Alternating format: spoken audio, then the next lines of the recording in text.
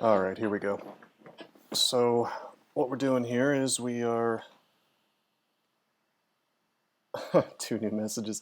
Yeah, no, that's just the usual thing that pops up. Anyway, yeah, what we're doing here is the human air elementalist. More of a necromancer now, but he started as an air elementalist. He is the Kiku guy, you know, game number 17 in his streak. Pretty good. Not sure why Twitch is reporting that I have almost 20 viewers, but I'll take it. I've noticed this little number at the bottom, super unreliable. Like, if I click the users in chat, you'll see like a wildly different number of viewers than the red, the red watching now thing. So whatever. Anyway, if I actually do have that many people, then what's up, everybody? So we left off with absolutely no runes, but our dude's pretty strong. He's got Bolt of Draining, Lighting Spire online. Yeah, Adored, I guess it could be viewbots. That would make sense. I think it might list people that are, you know, like IP addresses, people that are not actually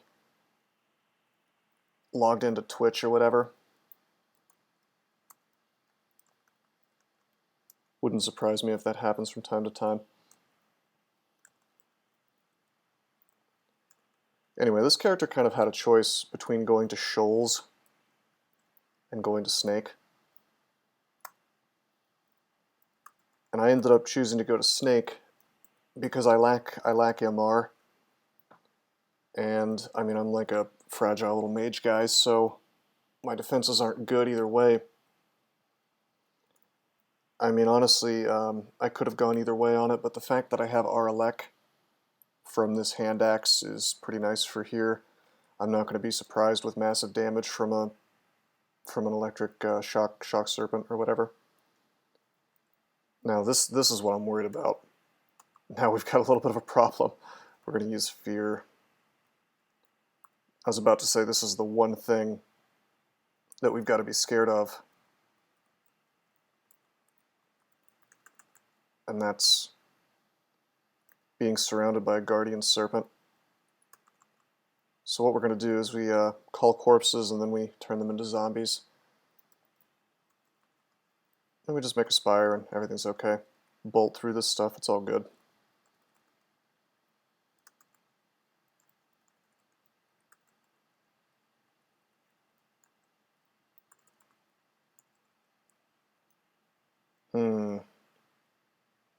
I want to stay out of the line of sight, if possible, of the guardian serpent.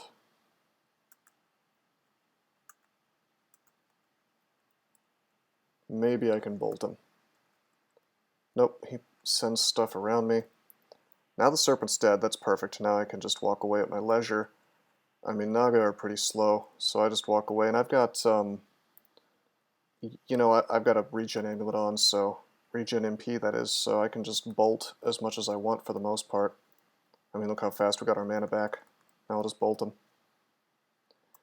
You know, I suppose we don't have our poise. It'd be kind of nice to have that for here. I don't know, maybe I should take this robe off. And hop on this leather armor. Seems like it wouldn't matter that much, you know, you just drink a potion of curing if need be. But it does make us take half damage from Bolt of Poison, Venom Bolt, or whatever, so... And the thing is, leather armor isn't hurting our spell casting, so why not? And I still have RF Plus from the ring, so it all pretty much adds up to a winning play, so to speak.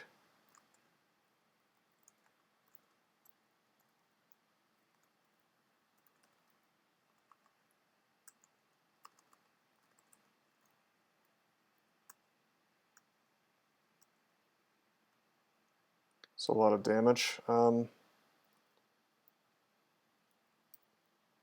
gonna bolt one more time.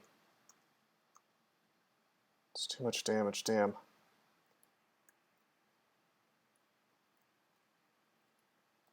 How much can you do to me? 20? It's very fast, shit. So you can do 40, 46, 52 damage. Okay, we're going to do one more thing. We're going to vamp drain, and we kill it. Okay, good. Let's back off. Now, unfortunately, there's another one coming. Let's see if we can't get the paralysis on him, and we do. We'll go up.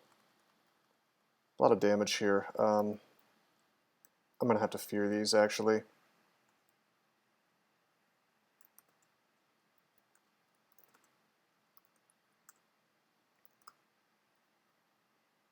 Okay. Wow, we're having a rough time. Using 2 fears so quickly is not good. Not a good sign.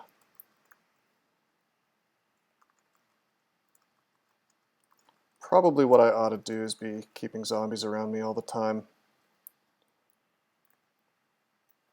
Or just be a little bit more conscientious about using allies like this. If I have a Spire all the time, for instance, and I have decent positioning, it'll be fine. Okay, that's cool. We just found a Scroll of Fears, so, you know, it's not the end of the world. We at least replaced the one that we used, you know.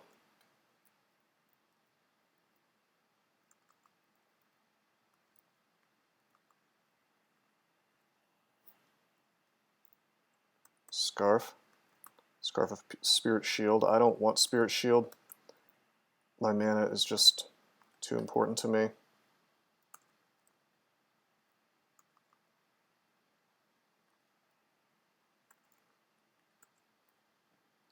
Remember, we've got our Elec. Nonetheless, I think I will go ahead and paralyze this. I mean, why not? Oh, do I not have a dagger on hand? I guess not. Alright. We'll, don't have the mana to bolt again. I'm gonna burn an acid. Just one, though.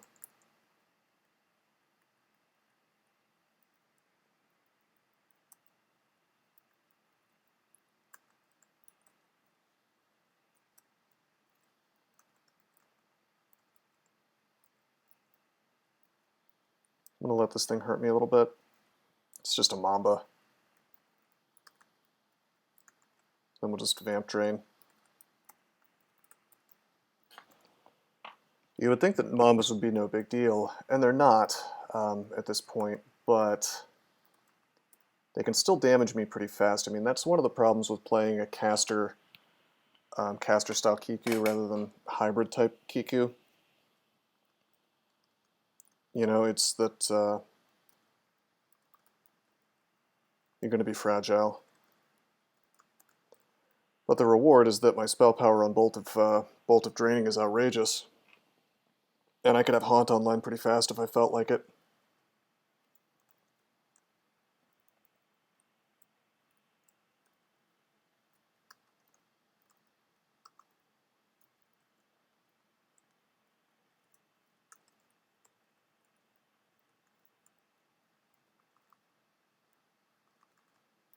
Let's put up a Spire here.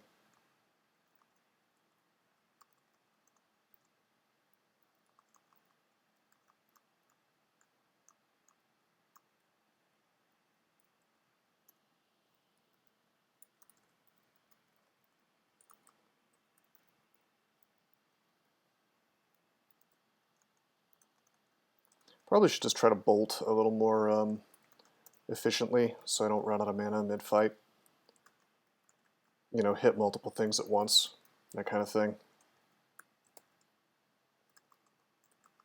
Oh, this is another Spirit Shield Scarf. Or that was the same one, I guess.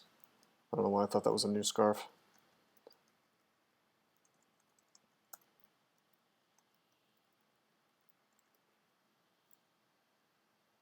Found a scroll. Let's identify that. Torment. Fine. Torment can be kind of handy on Kiku. He will protect you sometimes, depending on your piety.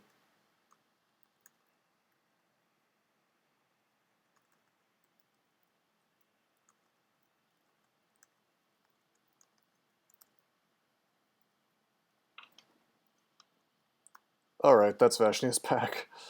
Let's walk away. Make a spire. Move the spire one step to the left. Do we have regen by any chance? No. Okay, this is too much. We gotta go up. Her pack could easily one-shot me if I were to let all of them be on the screen at the same time as me. So we're not going to do that.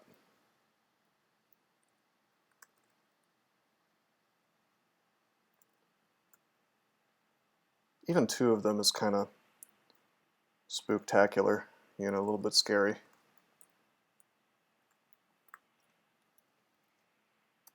Of course, we have these staircases which look terrible, but they're actually not that bad.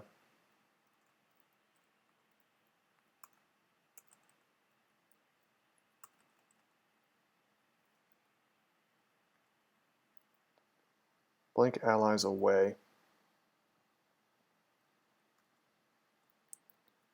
Of course, if she was to blink me, that'd be a problem.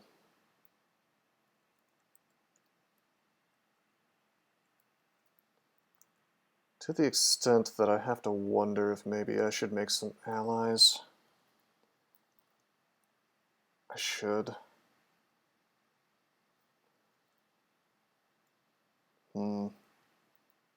See, the problem is now, if I go down here, there might be multiple things able to see me.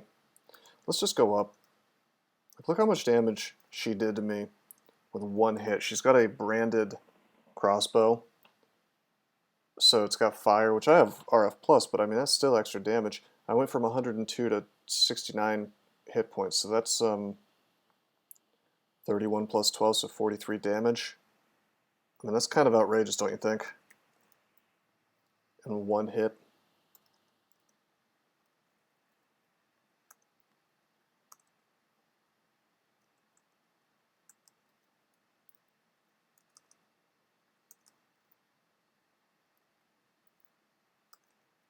I just need my spire to kill one of these things. Damn, dude. Should I just wander off? Wait a minute, do I have digging? Yeah, I have digging. Wow, okay. We're gonna fog and then go up. That is ISIL.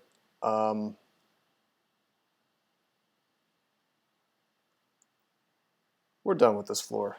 We're done with Snake for the time being. I was okay with trying to juke Vashnia here.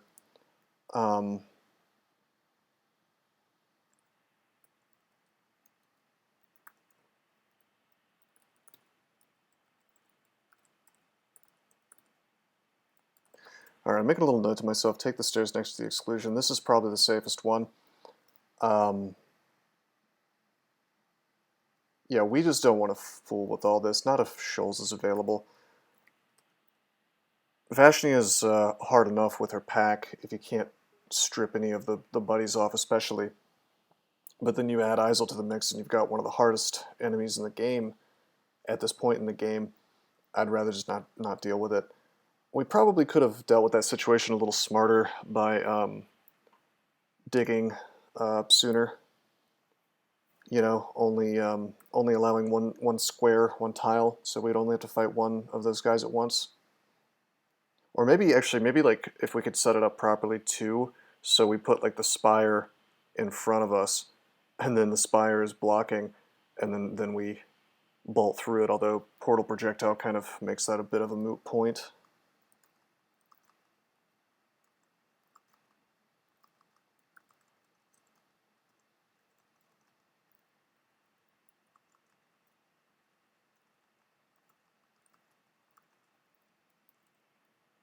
At least more things will be edible in here.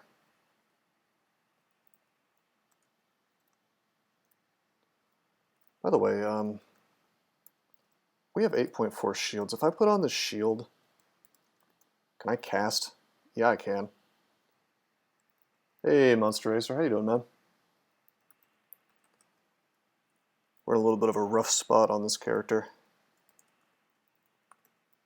Potion of degen, we'll drop that. Of course, we're going to get really, you know, much better off. That's not how you spell that is that.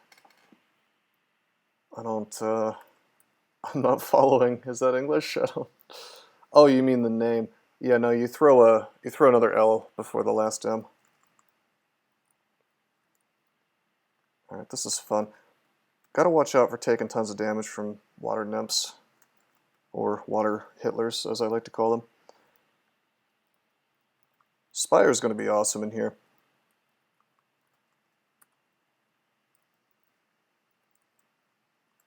Dude, is that Finisher? I think that's Finisher. Oh no, it's just Scythe. They must have changed the Scythe tile or something.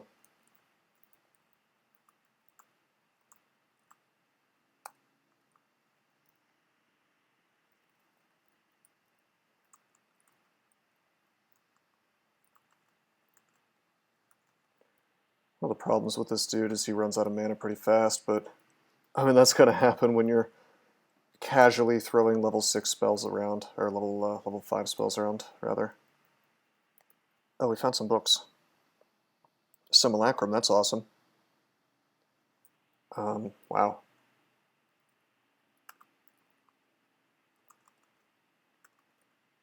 Okay, let's cook this dude in a steam bath. And then we'll just swing on him, because he's got D-Missile. So we're not going to have an easy time hitting him with projectiles. Okay, we're going to get Simulacrum. We can probably go ahead and... Well, I was going to say we can Amnesia off, summon Small Mammal, but we actually don't have any Amnesia right now.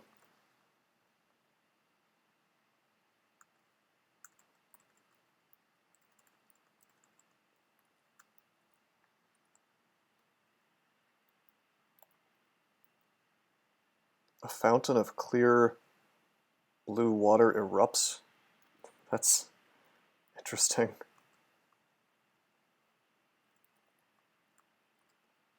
Guess I haven't seen that message before. The fountain becomes smaller until it vanishes. Oh, okay. I see what's happening. The water's like going on and off of it. Curious. Potion of cancellation, alright. Whoops, we cannot bolt a water elemental.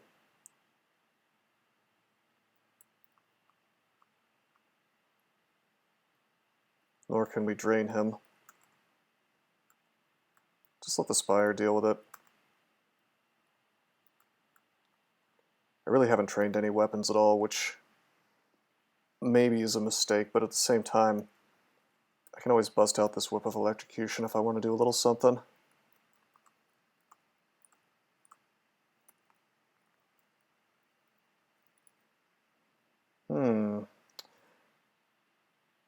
Okay, this isn't great.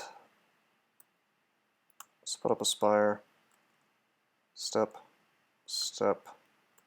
Okay, good, we didn't take huge amounts of damage.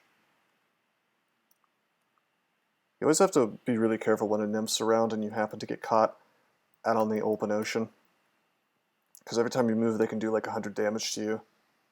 So you don't want to go under 100.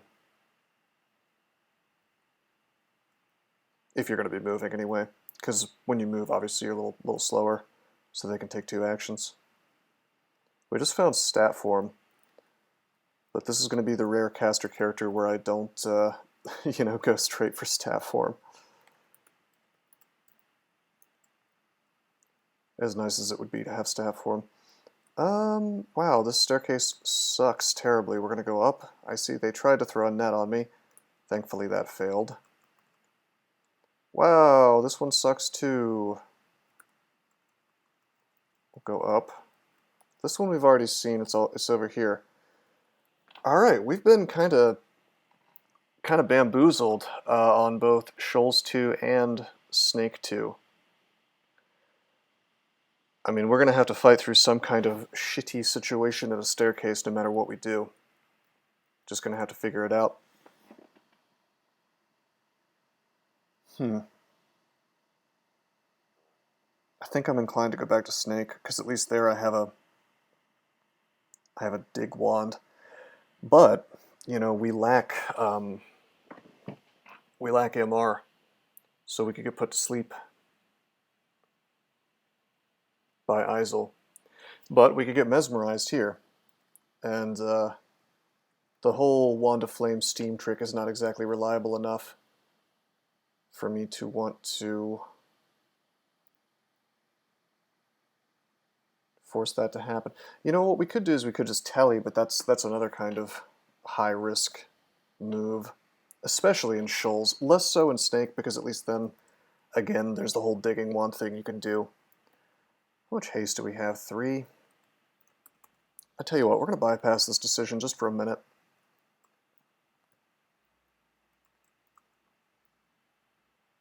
Regeneration, hell yeah. Do I have money? I have a little money.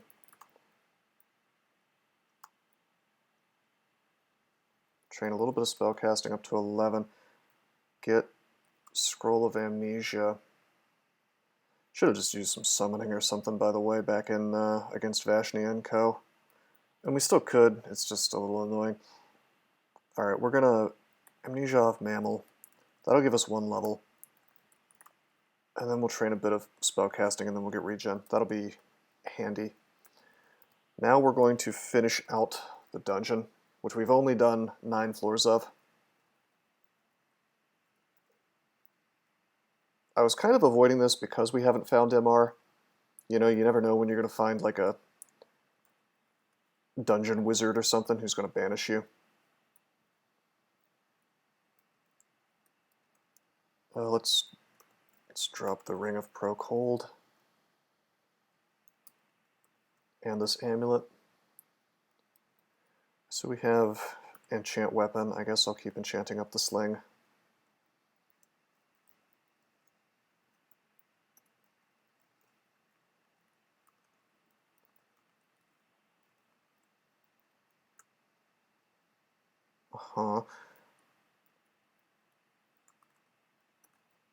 Bees are really not that big of a deal anymore. Especially since I can just bolt them, you know. Or vamp drain them to death like so.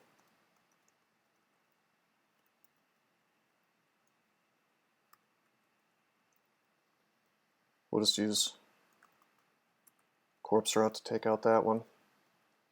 And more, okay.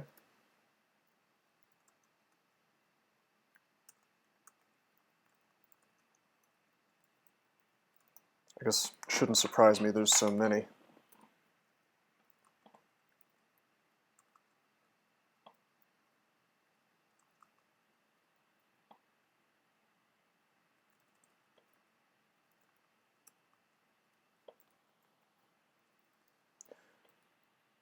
Okay. Just melee them down, I guess. It's not really a threat at all.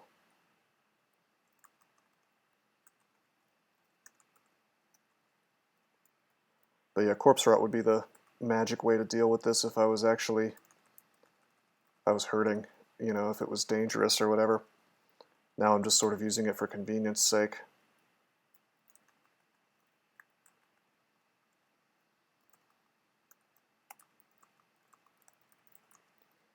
Oh, we are actually running out of rations.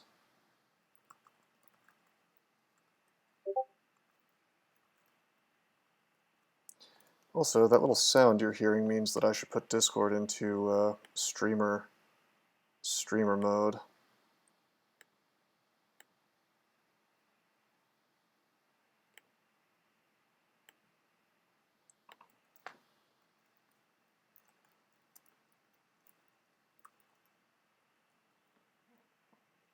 Wow, gold dragon scales.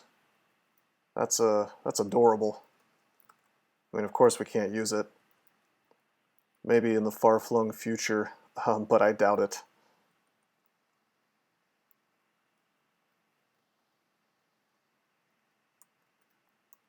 What a find on D10 though.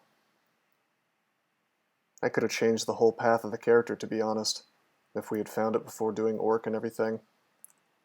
I doubt it, but maybe.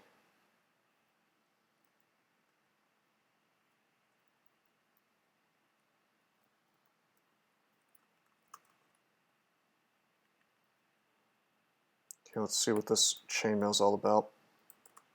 Ordinarily, I wouldn't want to wear chainmail on a on a caster like this, but at the same time, we really badly need MR+, and we found none. And we've checked all the body armor except for, I guess there's some chainmail on Shoals too, and there's a few things in the shops or whatever. But I mean, I don't know. Chances are good that we're just lacking it, you know. Hello, Gargoyle.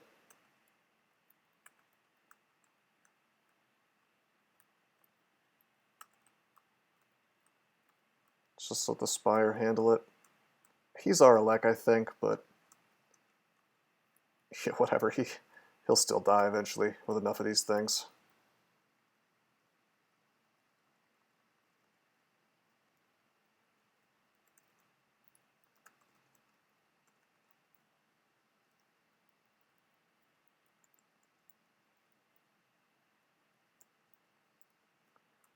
Okay, this is interesting.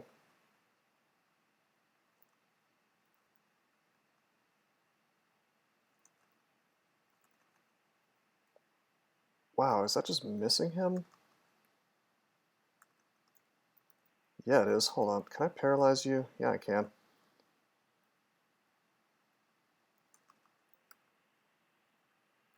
Deep Elf mages are no joke. I mean, we have a certain amount of Omni resistance, which is great, but we're still pretty fragile.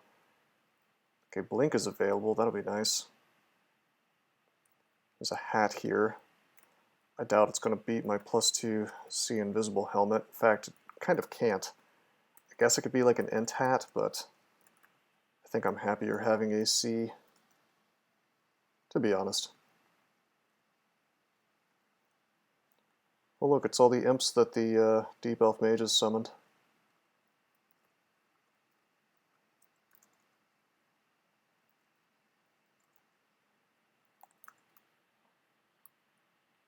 Okay, this is sort of interesting. There's even an artifact robe in there, and an artifact long blade could have MR+ on it. But to do this, we're going to have to beat... Well, everything in here looks fine to fight, except for the... except for the Lich, who has just an enormous chance of doing sort of horrific things to us. And the Sphinx. There are ways that we could cheese a win against these dudes. I don't know. Ultimately, I'm going to have to cast a lot of Dispel Undead, I think, on the Lich. But it could be worth it, you know? Do we have magic potions? No, we don't.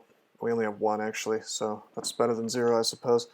What we could do is make a bunch of allies. Block the path. I mean, I'm going to open this up.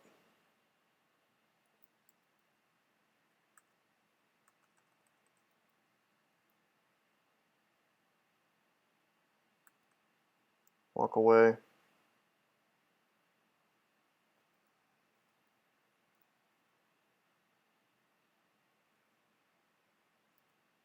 Pull this guy up.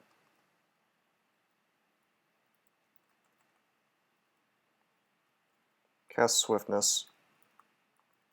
Go up. Get my hit points back. Okay, fine, great. Playing a bit of a dangerous game here, because of course I could walk into the Lich at some later point. Oh god, I didn't even notice that was a short sword of distortion. I was being so careful, I wasn't careful at all. Okay, miscast SpIE 4 times in a row. I guess I do technically have 10% fail rate in this shield. Please don't. Oh, shit. That's my fault. I knew it could happen. That's my fault. Damn it. Alright. Well, let's not die here.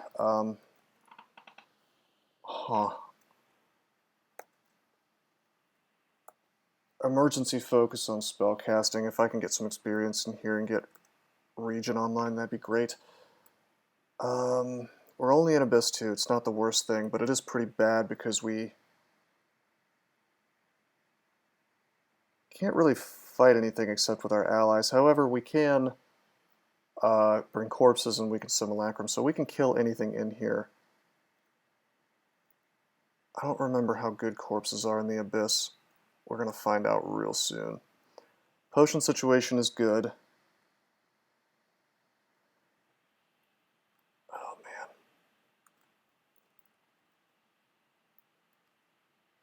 That's a heal wounds. Is Apport available?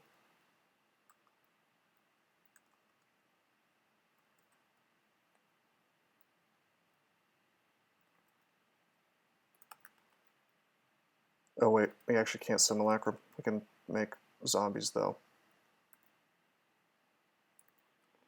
This is pretty bad. Let's put out a Titan, or let our Titan be in front.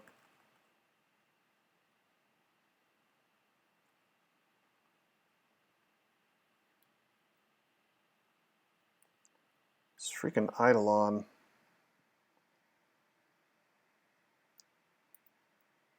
If he bolts through my guys, he does a good bit of damage. In fact, I should check on exactly how much. God, I can't believe I ended up in the Abyss.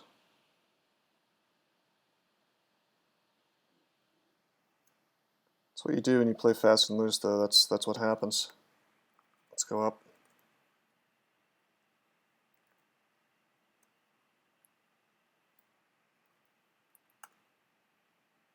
Starcurse Mask gets wrecked by the Titan. The zombies are going to be nice in here. But we really, really, really badly need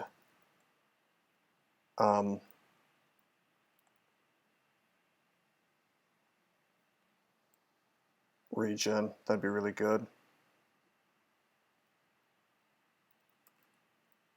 Let's go ahead and telly.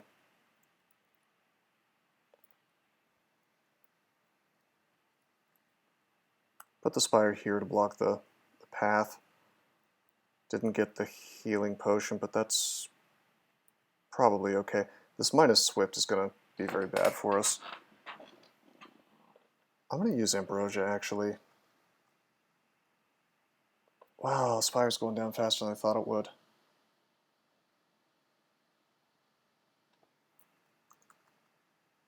Okay, this is okay. Drink Curing now to get the Confuse off. We're going to kill this thing, like, immediately. Well, in 2 hits. The, you know, Dispel Undead, thankfully, just wrecks the hell out of this stuff.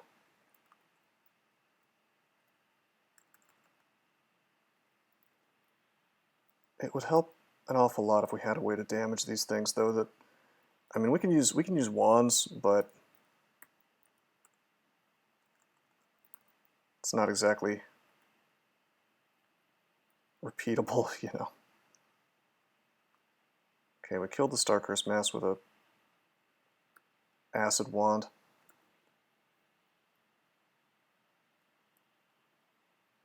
Actually, you know what? I'm going to identify this scroll. Got vulnerability. It's possible I should just rest. In fact, I'm going to rest here. I want my hit points back, and I got them. We have a Wisp. Summon corpses. Turn them into zombies. Yeah, we get big zombies in here. On occasion, anyway. I mean, that's a gold dragon. That's a frost giant zombie. This will be okay. It's real stupid that I'm in here in the first place. 100% my fault, but we're going to make it work.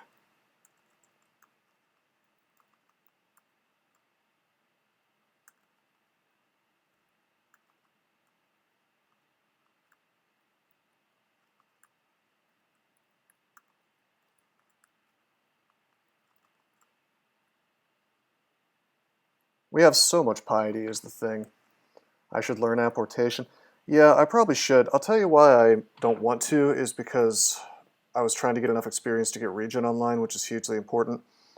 And the other thing is that even if that doesn't happen by the time I leave the Abyss, which it probably won't, I could find like an amnesia scroll, and then I could amnesia off, I don't know, corpse rot, and that would give me 2 levels, and I have 1 available, so then I'd have 3 levels and that'd be enough for regen. But I mean, at that point, I guess I could just amnesia off simulacrum. So you're right, I should learn apportation. I'll do that.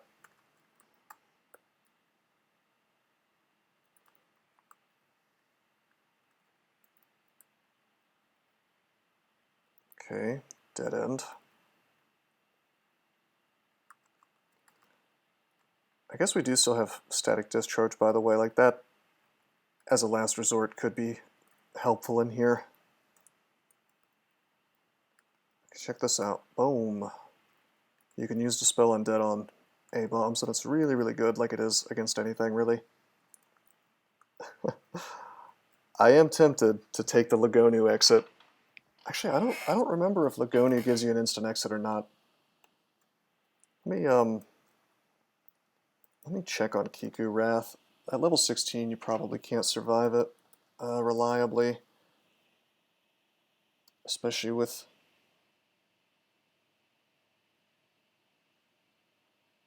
Yeah, too many Necro miscasts. I don't want to... He basically stops you from casting Necromancy. Hey, Irie, how you doing? We're in here because I made a horrible mistake. And I just put Sticky Flame on me. No big deal, I have RF.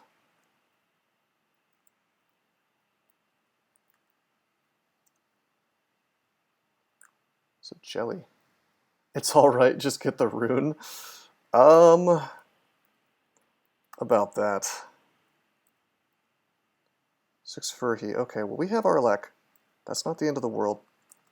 We're gonna let our gold dragon zombie just kick the hell out of him. I mean, honestly, this is just a demonstration of how good Kiku is. Because as long as I have space to do things, I can just put my boys in between me and the enemy. Now, Starcurse masses are going to complicate that a bit.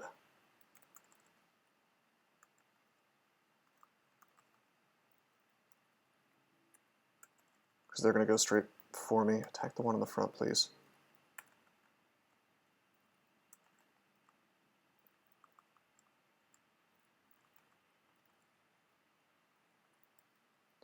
Oh, hello.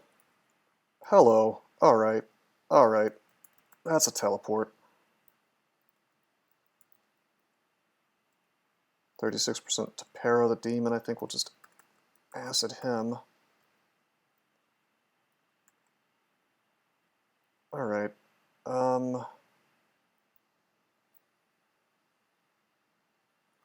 What to do here?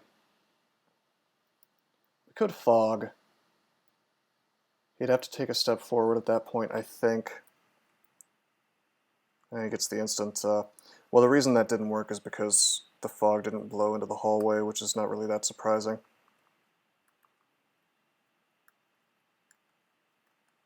Good.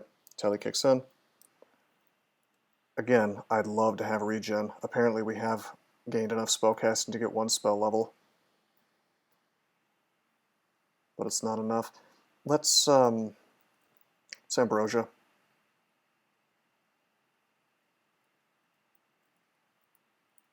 Find an area that's a little more hidden. This'll do. Hello, Simulacrum. I'll just Dispel Undead you to death. If we keep seeing high experience undead things, that'd be sweet. Then we'll get an exit. If we don't, things might be a little more painstaking. We could also just find an exit, but I'm not holding my breath on that.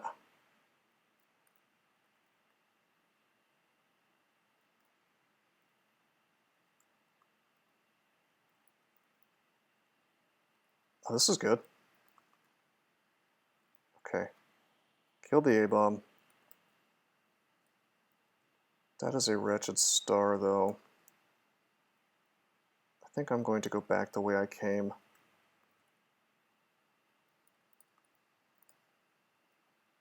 I don't want to fight a wretched star. That's a way down. You better believe we're not going down. Gosh, maybe I should be training stealth, honestly.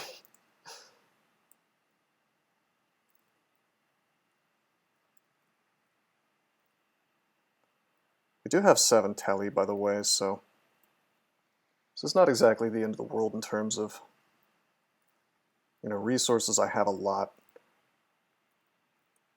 It's long teleports, of course, because it's Abyss, but hey, buddy.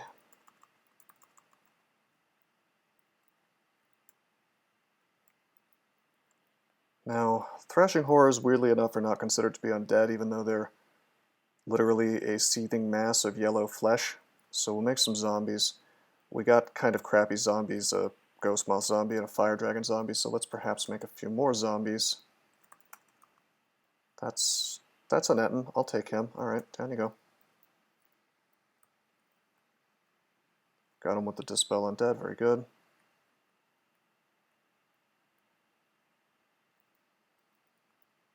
And again, we should be coming up on an exit just from experience. Don't you think?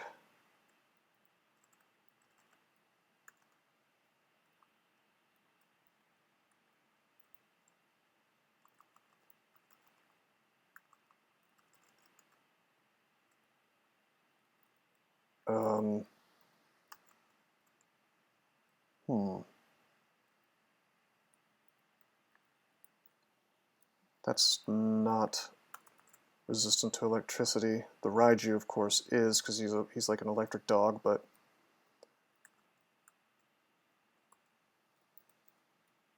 wow, we got spellcasting all the way to 11. That's 2 spell levels. Man, I hate you. You talked me into memorizing apportation when I could have actually had regen by now.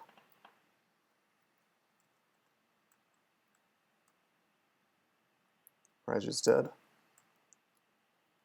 I'm going to tell these guys to run away because I want more experience from killing this myself.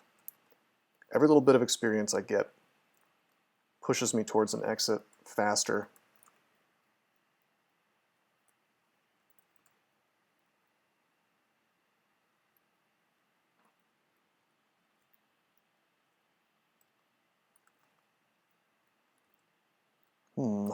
Let's put up another spire.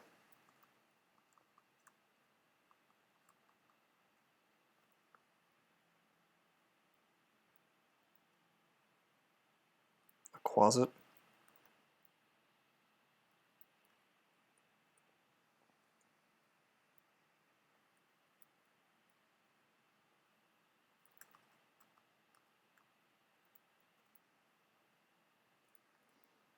Oh, this is a trap. We're not going into the water.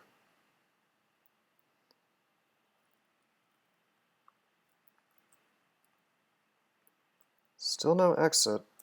I know we've got to be getting really good amounts of experience, though, killing large A-bombs.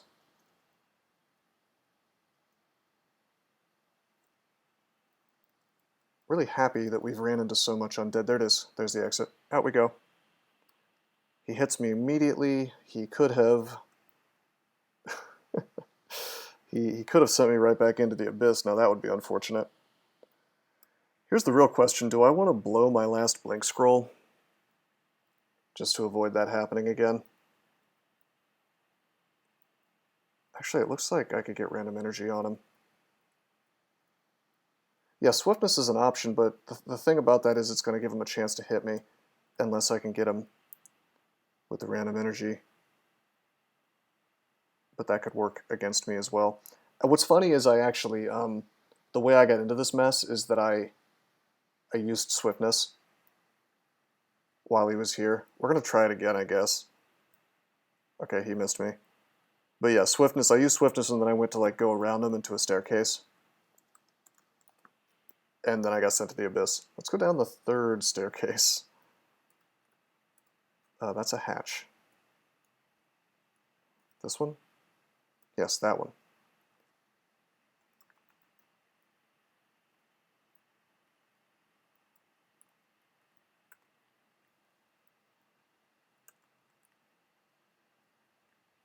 Okay, he's wandered off. There he is. I'm going to make some corpses just in case. But we should be able to just... Yeah, I was going to say we should be able to just two-shot him, you know, with Bolt. Let's learn Blink. At this point, it's more important, really, than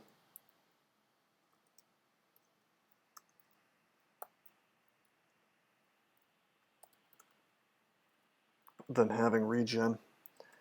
Alright, so what I did here was I left another skeletal warrior. We'll go down, kill him immediately. 2 hits, fine. So I let out a lich is the thing, and that's a bit of a problem. So we're gonna kill this vampire to start with. Put a spire here. Don't want to get paralyzed by this dude, so we'll just bolt him to death. Actually, you know what? Because he might be smart enough to try to juke this thing, we're gonna step behind all this.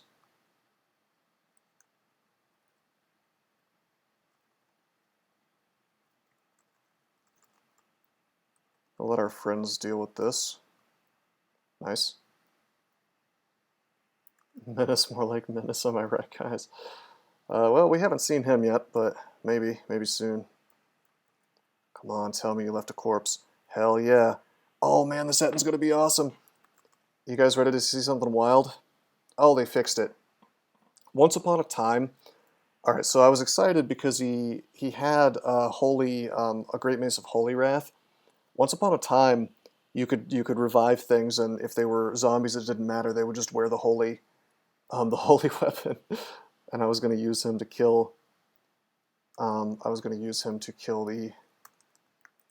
lich. Here's our ghost. I didn't even check this. It's got LRD.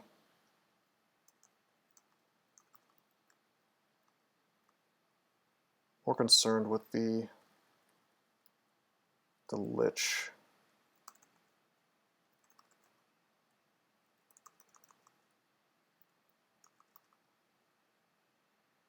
Okay. Can my zombies deal with the ghost, I wonder?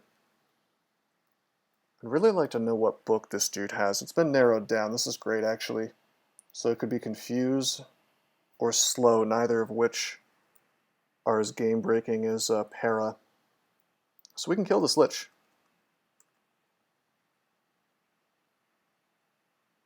Zombies can wield holy weapons again. I didn't say I was going to change it back. Obviously, it makes more sense for that not to be the case.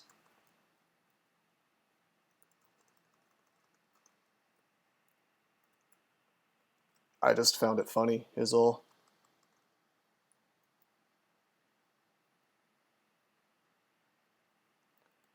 Okay. So we could get petrified.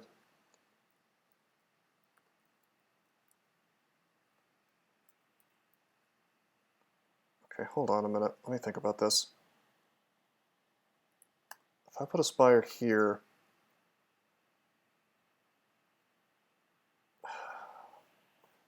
if I want to set up the funny little orb of fire trick, you've got to be here. He's got to be here, so that's not happening. I'm trying to stop him from being able to target me with stuff. What's more important, really, is the fact that he can make greater demons, to be honest.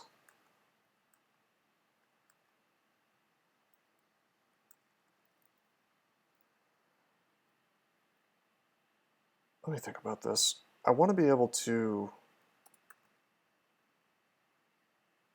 Here's what we'll do. Gotta stop being dumb. Okay, well, just kidding. He confused me.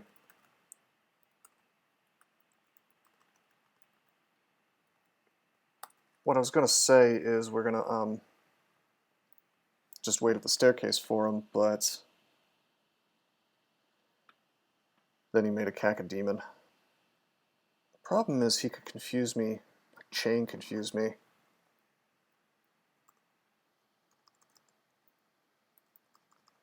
I know you're probably thinking that I shouldn't have let him out, and maybe not.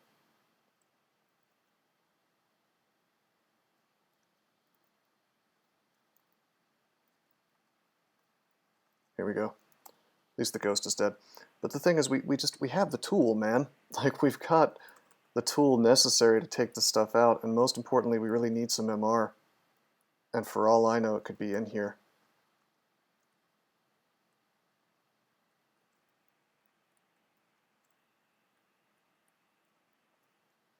Or this could be a disto weapon, and I could be memeing myself. It's holy. But it's MR. Okay, so Vindication, sort of. We do have MR from this.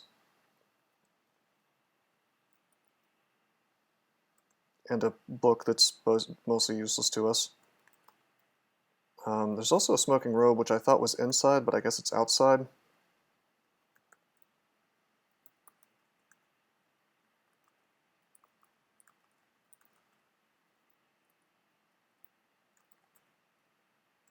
There's the Lich. You know, I wonder...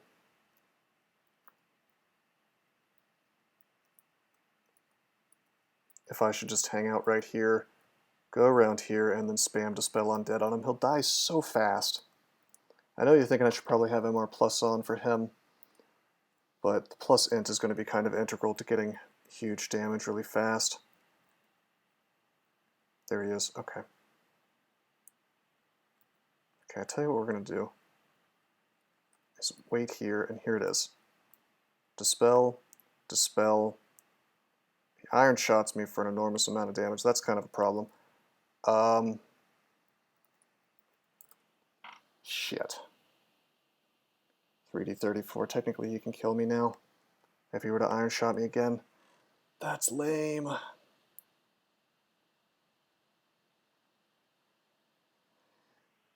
Alright, we're gonna... Scroll of Summoning sucks on D11. Damn. MR plus plus plus plus plus is necessary to win the game. I never said that. It's just really nice to have.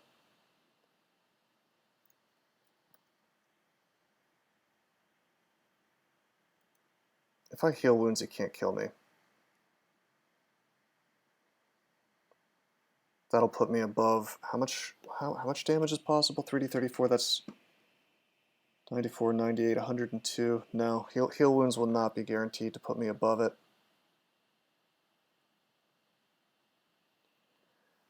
Damn, okay. I think we have to use our last blink.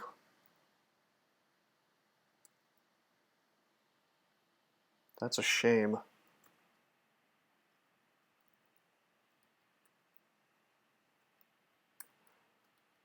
Because the only alternative is to... Well, there's nothing else that guarantees we won't die. And we could just like YOLO it and dispel him. Well, STG, all you really need is 4 pips actually to be immune to all the monsters you're going to run into in a standard 3-4 rune game, or even really an extended, to be honest. Ancient Lich is the one that has the highest spell power and also has hexes you need to be afraid of. Technically, Panlords can have more, but you don't need to worry about that if you're not going into extended. I think this is the first character in this streak who's been having trouble at this point in the game. Alright, I gotta blink.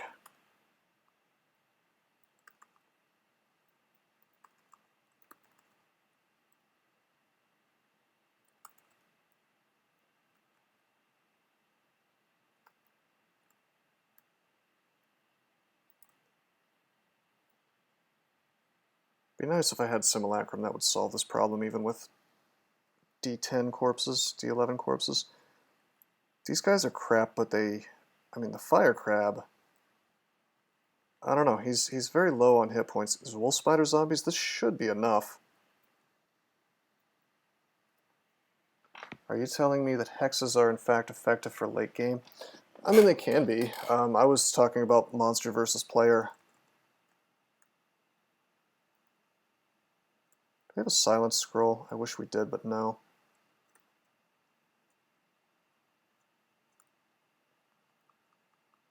Okay, just keep on going, buddy.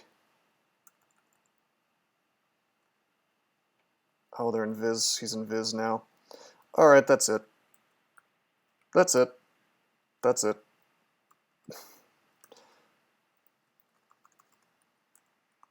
We use our holy word. It's fine.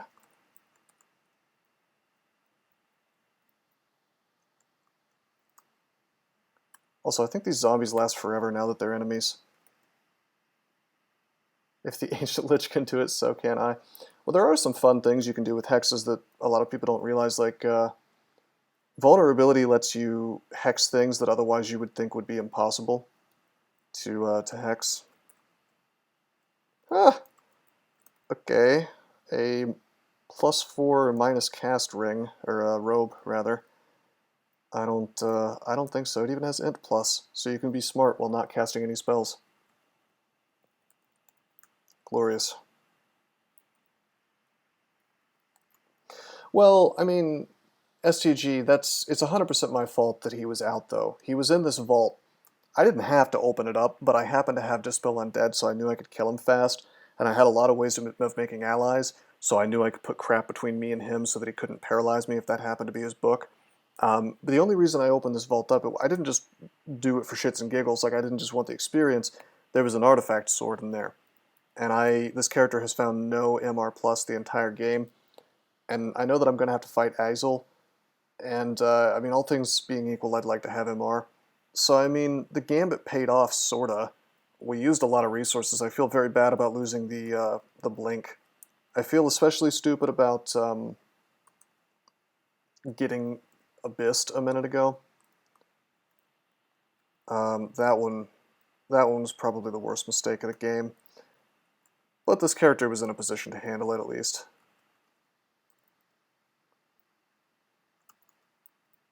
I disagree, your longsword of patience has MR plus on it. Yeah, because I fought a lich for it.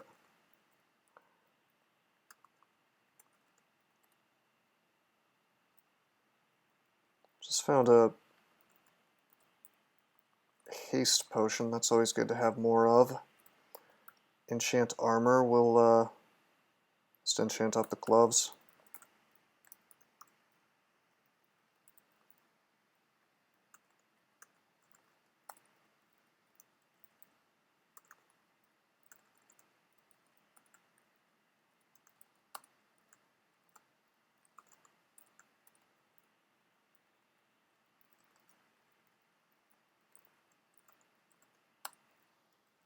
With a combo of Bolt of Draining and Dispel Undead, there's not a whole lot in the dungeon that can irritate me, you know.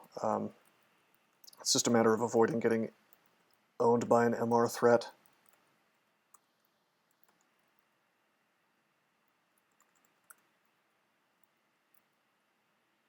Things are going to get better really fast for this character too, because, well, I'm training my shields up, so soon that won't be messing with my spell casting. I feel like many times it's not worth it to open a rune door. I think that that's very smart thinking, STG. I tend to only do those little sealed-in vaults unless...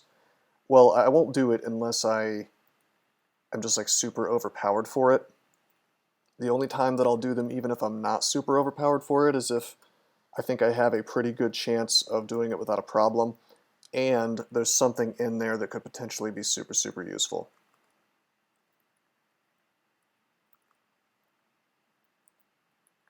That is 3 melee eyes.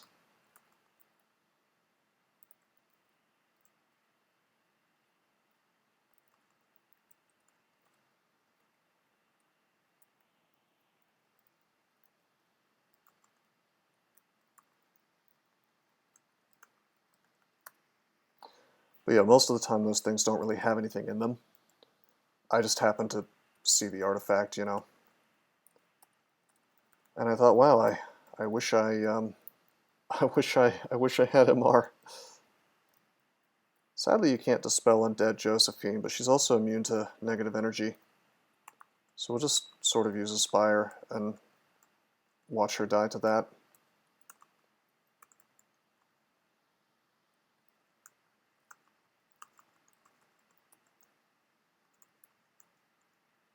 Wi-Fi Oak is very powerful, and usually overpowered enough to do them.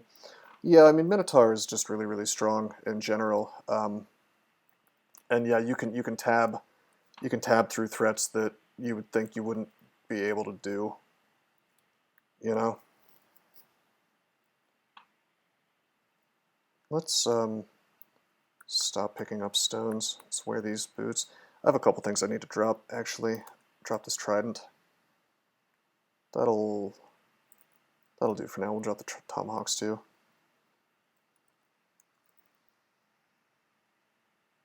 Dagger of Disto.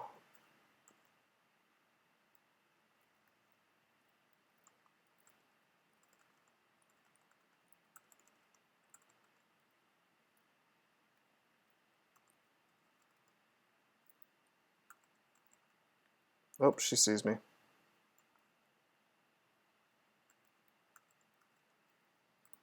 This is kind of funny. Why don't we just acid through? You know, I'm gonna take the telly. It's a trap, I might as well use it, get my mana back.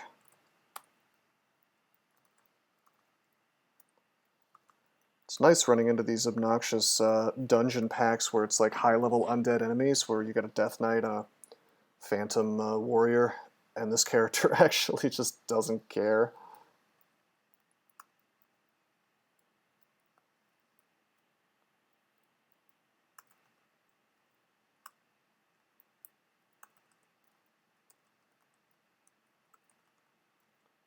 Also, believe it or not, Death Knights don't have any negative resistance.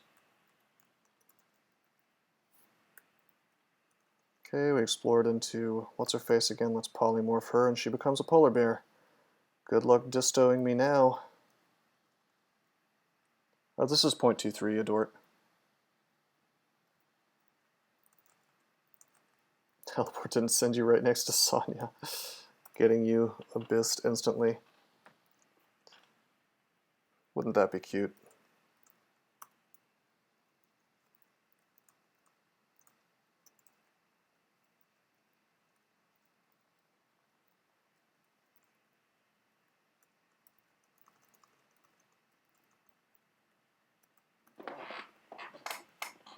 Fangs of Distortion. Hey, that should be, they should bring back the warp weapon spell, and it should work on melee unarmed attacks. Give yourself a brand. Okay. Okay, we could get paralyzed here.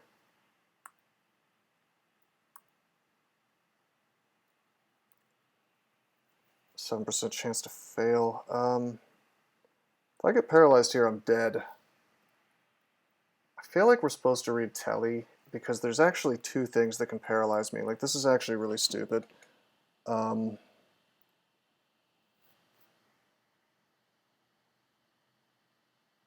Well, it's like a meme. It's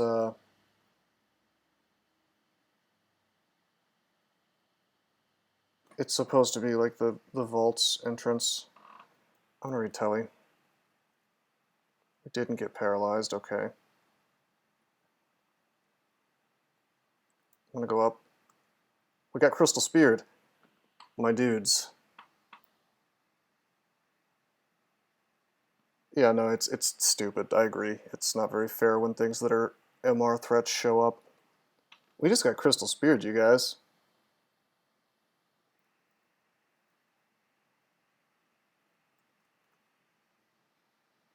Confirmed feature for MRG crawl. Yeah, right. I don't know about that. Anyway, what did I say about wizards? You know, they're the worst.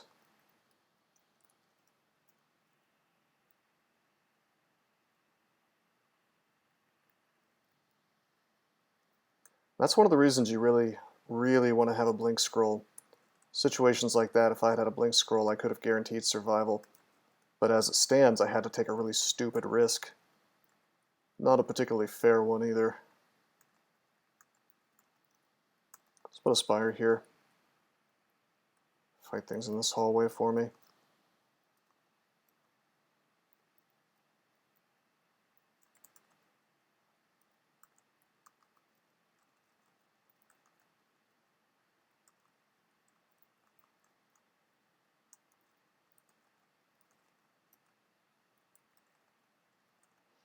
Joke's on you, hungry ghost. I'm gonna let my Hydra deal with this. Joke's on you, Skeletal Warrior. I have Dispel Undead. It's kind of funny how annoying Skeletal Warriors are. But on this character, I just don't care. Wow, you're on D14 without max resistance. What a fault.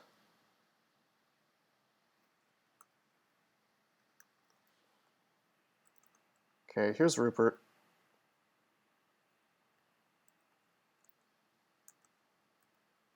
My zombies deal with this stuff. I'm saving my mana for Rupert.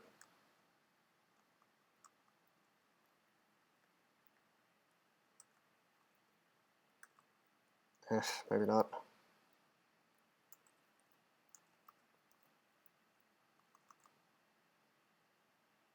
Alright, he's raged out.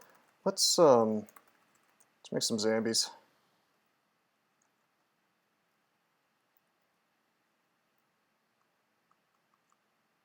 Come on, bro. Die to bolt for me.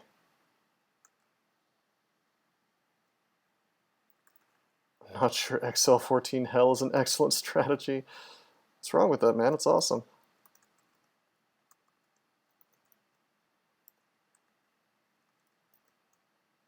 Okay, bolted him to death. It was a little sloppy. It could have been a little less sloppy. Let me put it that way.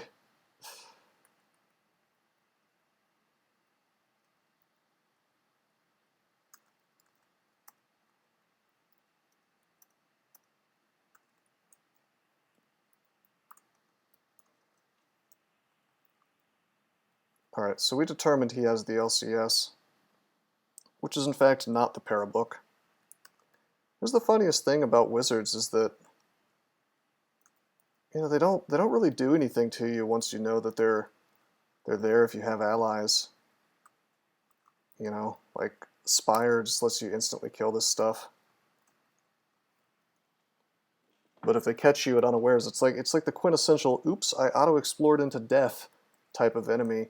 Because it can do so much stupid crap if you turn a corner into it. It can LCS you for like 100 damage, it can banish you, it can para you, and then proceed to do damage to you or let its allies do damage to you.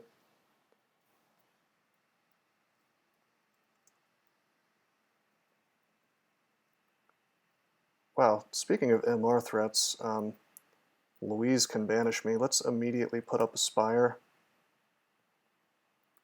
Let's call corpses, and a lot of them. Okay, I'm going to proceed to bolt her. She's dead, so I didn't need all these corpses, but that's, better safe than sorry.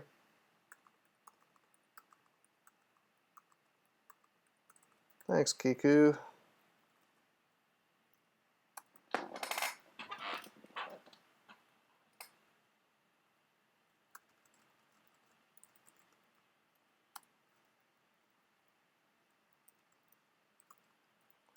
In the game of Bolt of Draining versus Bow, the Bolt wins.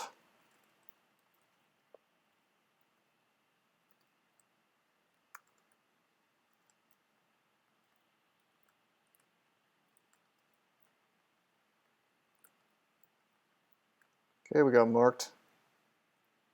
This is probably okay. See that they're a Tengu.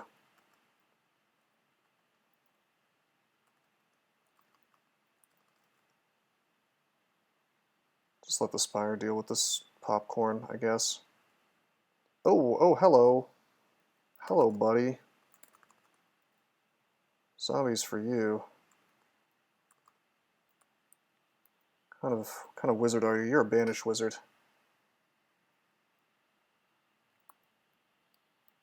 Okay. Put a spire here. Have fun fighting through, my friends.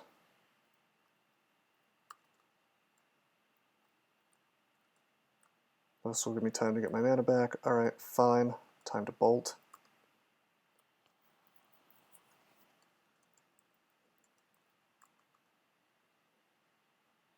Perfect.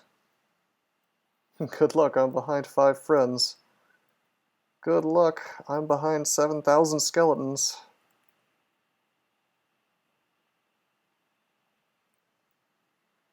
How would you feel about unarmed type weapons in Crawl? Ones that don't rely on mutation or transformation? I think that'd be cool. Stuff that like had side effects like adding an Ox attack. I mean, it could be interesting. Anything that creates more choices for the player is kind of neat in my mind. I mean, like, why not?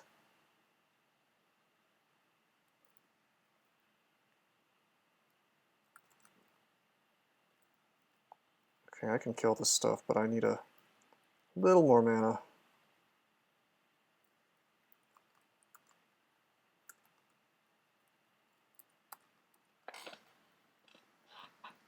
Orc Sorcerers on D7. Yeah, that's lame. Early game MR threats are really lame, if you ask me. The Helmet of the Game Afoot. That has our core on it. Honestly, I think I'd rather have C Invis at all times. Although that might be interesting for the future.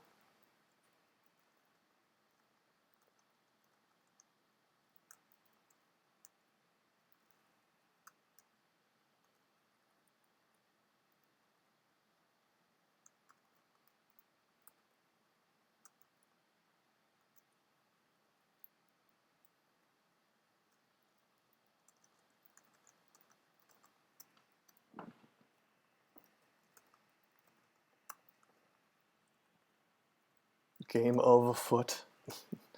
I don't think that was quite right, but okay.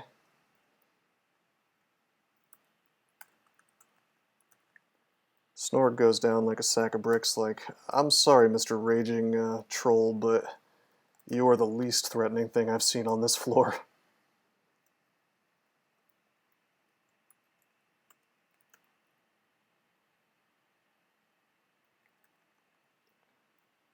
Game of Foot sounds like a weird parody of Game of Thrones, is all I'm saying.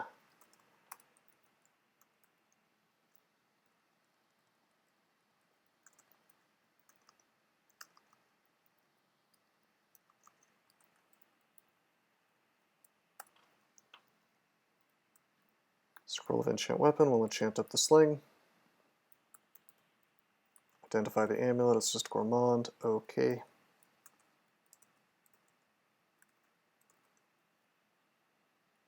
Let's get my mana back before we fight these other skeletons.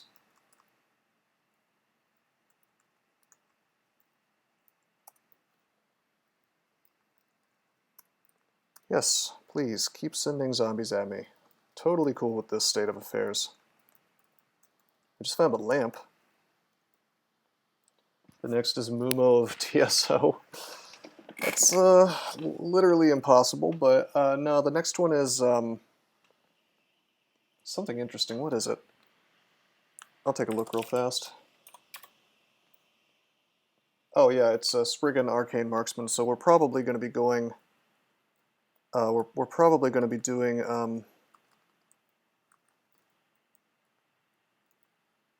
slings.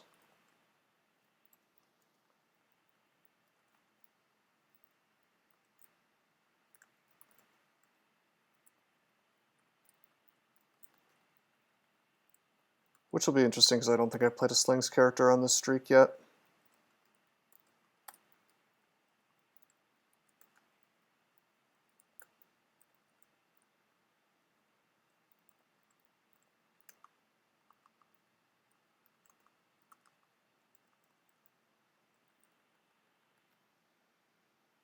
Mumo of Beog. Honestly, I don't see why Beog why you have to be a troll, or why you have to be an orc to worship Beog. If you think about it, you're already not a cave orc, you're like a hill orc, right? Which is a different species of orc from the ones in the dungeon. So think about it, like why should one be allowed but not other species? Feels kind of racist actually. Like why can't the orc messiah be a troll? I feel a little discriminated against, to be honest, playing this human and knowing that I'll never be accepted by BOG. Something like a human rights violation, don't you think? Alright, so we found 2 scrolls of blinking, really making me feel better about this whole trip down to the dungeon. I guess we kind of have to do Shoals or Snake now. I suppose I could go into the Elven Halls without having any runes, which ordinarily would be kind of crazy. We could probably make it work. Let me, Elf Archer, confuse 41%, Elf Archer, confuse 13%. The only thing in there that would be annoying to kill is Elf Archers. Everything else, well, actually, we wouldn't have a way to kill, we wouldn't have a way to consistently and repeatedly kill animated weapons. We'd have to use Wand of Acid for that, or zombies, and our zombies in there will kind of suck terribly, I think, since we'll mostly get little elf corpses. Cave of Orcs actually hate Hill Orcs, and BOG will smite you if you come near his altar. Yeah, Adort. Animated weapons are no joke, especially if they have a good brand on them. A draining one especially will just... he'll take you to 0 way faster. 0 kills way faster than you think he will, even if he doesn't kill you.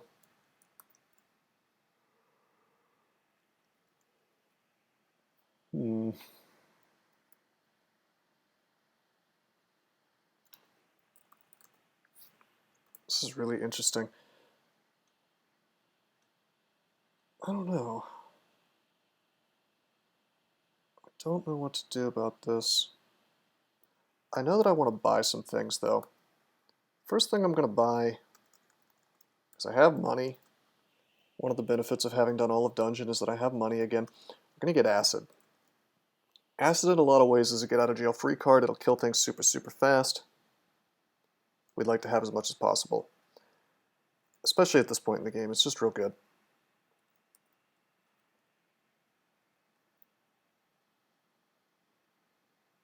Alright, now...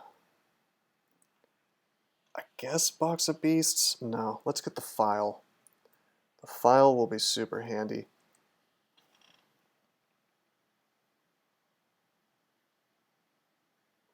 But now we've got a serious issue. Where are we going to go? Technically, I guess I could get Searing Ray. That, believe it or not, it kills animated weapons. It's just straight damage, you know?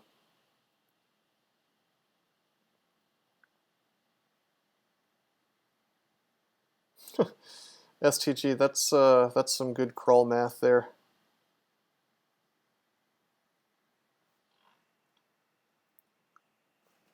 Gosh, you know, if we could get Haunt online, which we could really fast, it's just the spell levels are a problem. That would have solved all of this. I think we have to go into Snake Pit though. Like I think we just have to overcome the Vashnia Isle problem.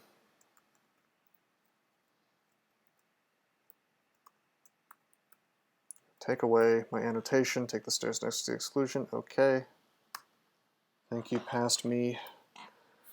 Put on MR plus for the sword.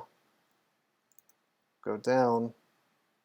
We'll immediately see that there is a bro here. We'll dig.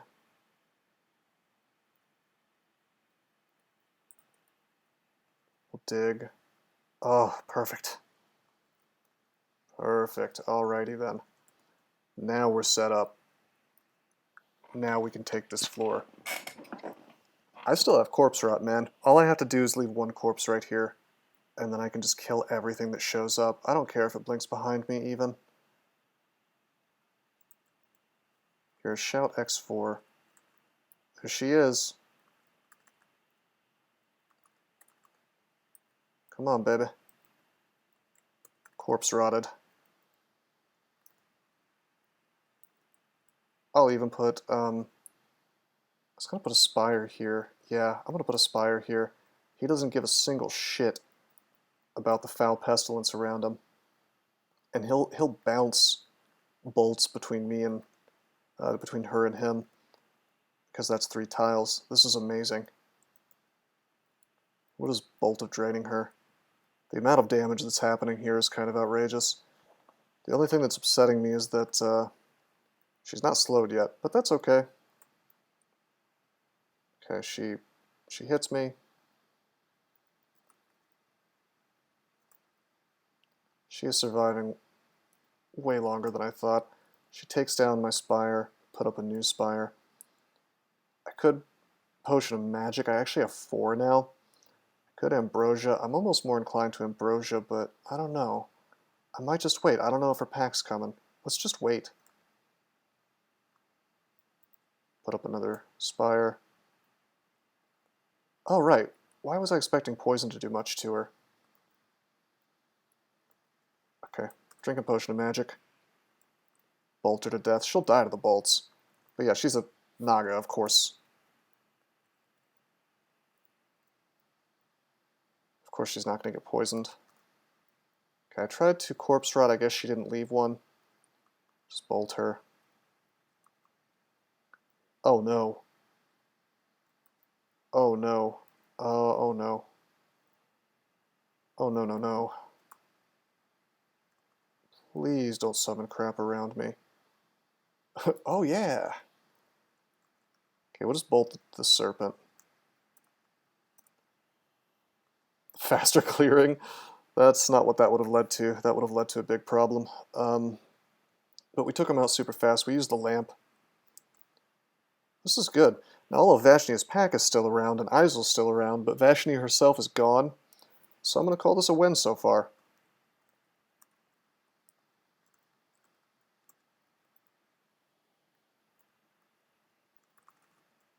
Let's turn these guys into friends.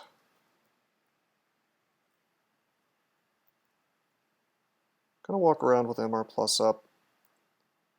Gonna go find our pal Isel. Isel has woken up.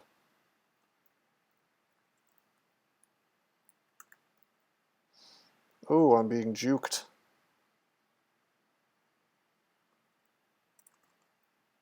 Oh, haha, it's Agnes. Alright, Agnes.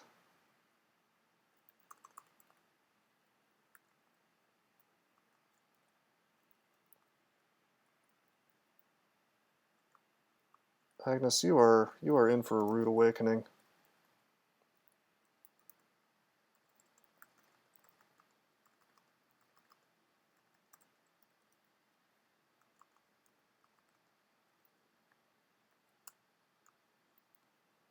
I'm going to drink my second potion of magic. That's okay. I'm burning through them like candy, but this is Vashni's pack we're talking about here.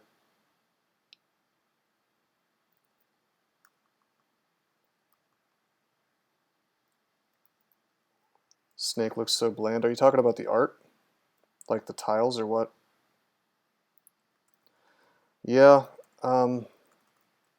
trust me, my new branch is going to look much prettier than that. I mean, that's the thing though, is it's not the same 2 tiles, it's just the tiles look so samey. I mean, like, tell me the difference between this wall tile and this wall tile, you know? It's just it's all pretty much the same, and like you don't get any variation between the floors. Right.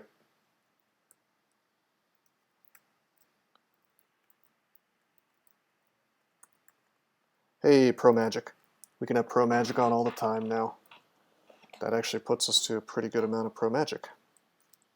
We also found an Ice Blast, so we'll grab that. I think we're going to drop Polymorph.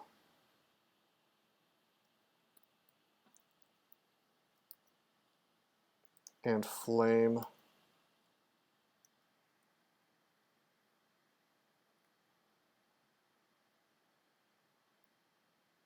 Cool. Alright, here's our boy. Significantly less scary now that he can, well, he can still sleep me, but tell you what, let's make some friends. Let's make a Spire buddy. Let's bolt his ass to death.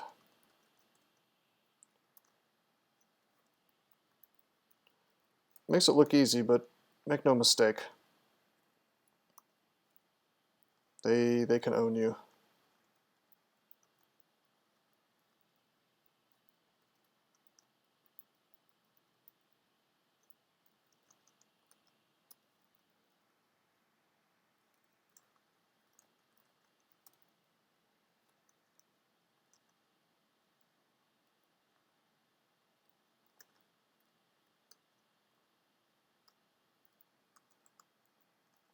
Kind of them to line up for me.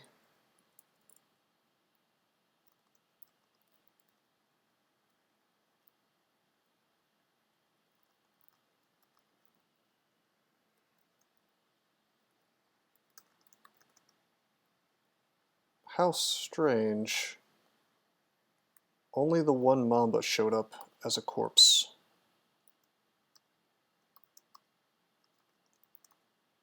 Really?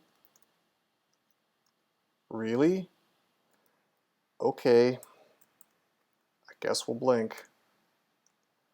We just tried to para the Anaconda about 4 times at 55%, and it just didn't want to work for me.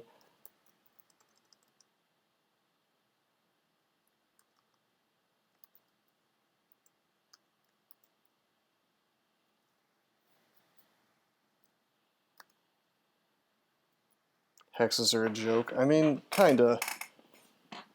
You do them enough times, it will do something for you, but that's the problem, you know, is you have to get to that point.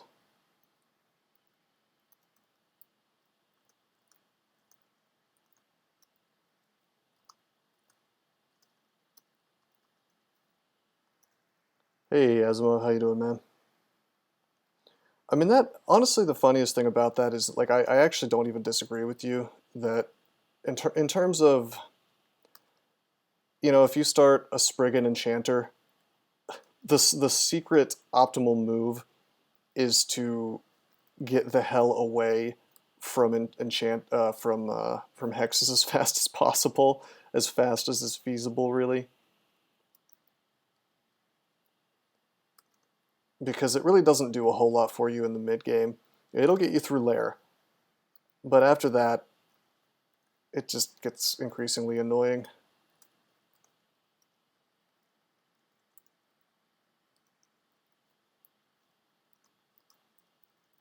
By the way, bros, we got shields to 15. I haven't abandoned my dream of using this large shield of fire resistance. I've just perhaps deferred it a little bit.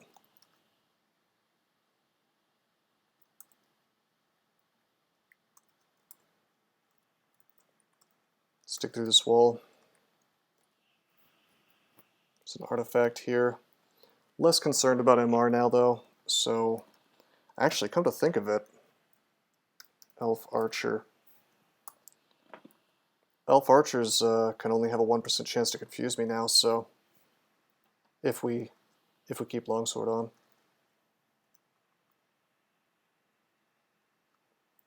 Yeah, I mean, hexes, that's, you want to open up with it, typically. I just got a little sloppy in that one fight. Let's pull this thing up. Remember, we have Arlek as long as I keep this hand axe on, so.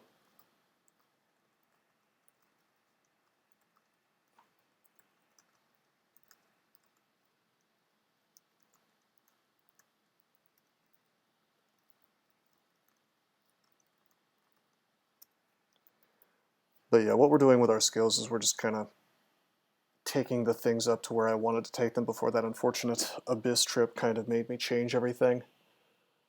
Then I don't know what I'll do after this. Is Blink castable? Yeah, 1%. Should probably take summonings to 10, come to think of it. We'll go ahead and turn that on.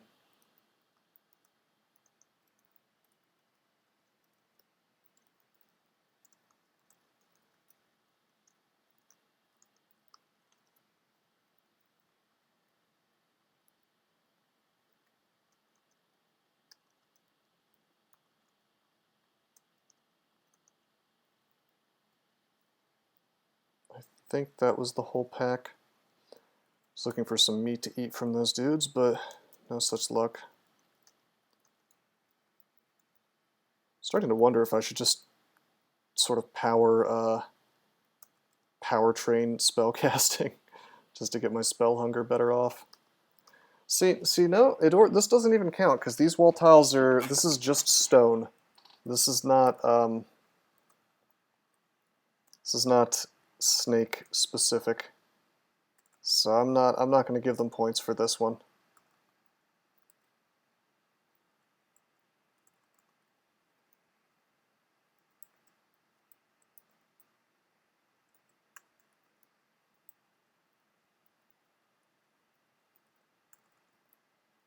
Okay.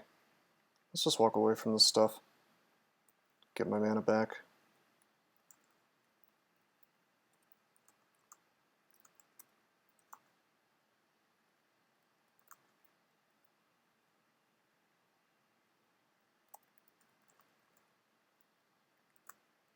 Jeez, come on, man. Come on, bro. There we go.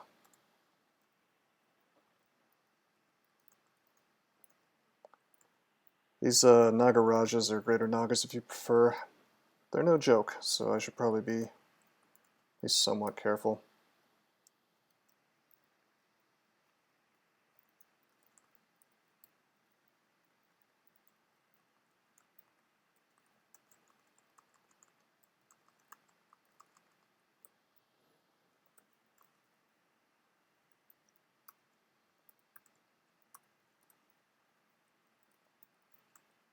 Can we bolt it to death? Yeah, we can. Anacondas have been a real thorn in my side. Alright, so I know this character really does not want to get teleported into the snake end vault. With that said, I think I need to risk it, because I think I really badly need to get the rune so I can get some of that sweet vault experience, and more importantly, get into Crypt so I can enjoy my free Dispel Undead experience down there. So, I don't know. I don't know, you guys. That's my general game plan with Kiku characters. People that are riding Kiku to victory, you really just want to get into the Crypt as soon as you can, to be honest. Provided you have enough magic resistance to deal with liches and ancient liches. But maybe even if you don't. Yeah, I don't know. If I set foot in here, I could get teleported in there, which is just no good. We do have a couple Scrolls of Blinking, though, and we do have 7 tellies.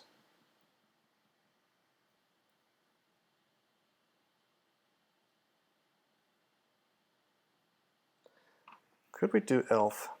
Dude, I think we can do Elf. I think we can do Elf pretty easily at this point. I think you might even be able to get dragons from Corpse Call. Come to think of it, if that's the case, I can kill animated weapons easy as hell.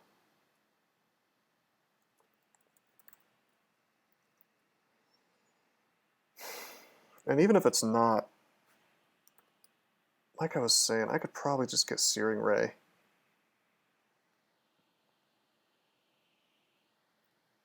Alright, well the first couple are not going to kill us. We have 20 charges of acid. Let's just go into Elf. Oh, good God. Okay, fine. We don't have resist negative.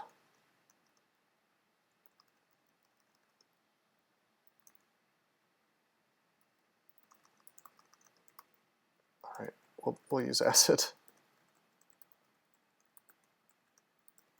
Just burning all my acid, but what am I going to do? I just used 7 charges of acid. That's outrageous. 6 agi, go down.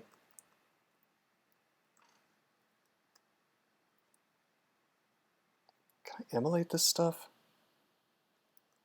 I have RF plus. Imagine if I had clouds. I mean, I guess I could lamp a fire.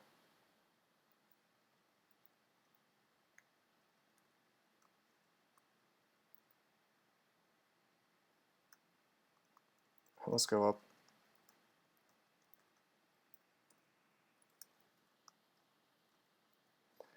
I have another 5 potions of Agi, so I'm going to burn another one. I'm going to go up. Yeah, Azimov, I have one of those. I like that game. It's good.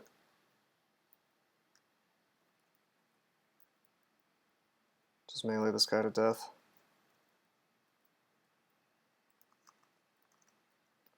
Then Vamp Drain for the win. Alright. This is looking pretty good. Let's go back down, go up. Really ugly entrance, to be honest, but apparently not the end of the world.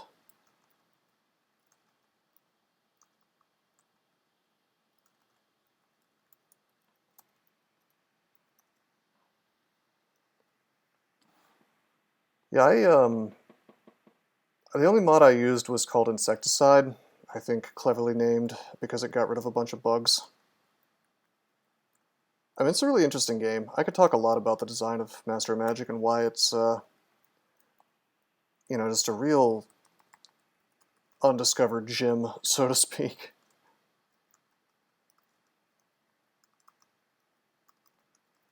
I think a lot of people don't know about it, but they should. I might do some more playthroughs of that at some point.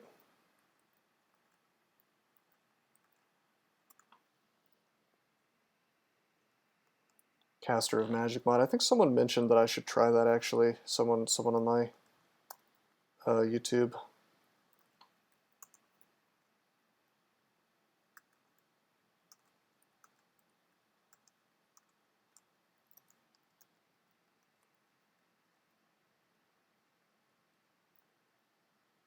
Yeah, so elementals are going to be slightly annoying too on this character.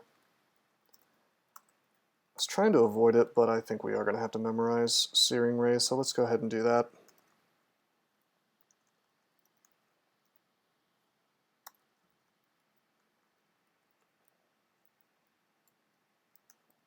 Let's see how good it is. Why is it not? Okay. Searing Ray, dot. Okay.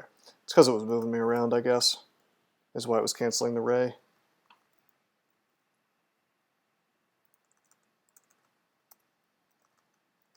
Well, we can kill these guys really fast with bolts. That's pretty cool. Even the high level ones.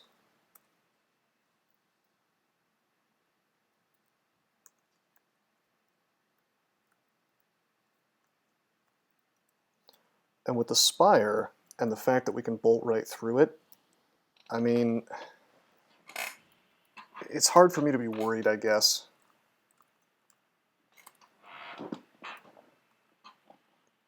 Outside of a really unfortunate teleport into like the actual end vault, or maybe the Hall of Blades, would probably be okay.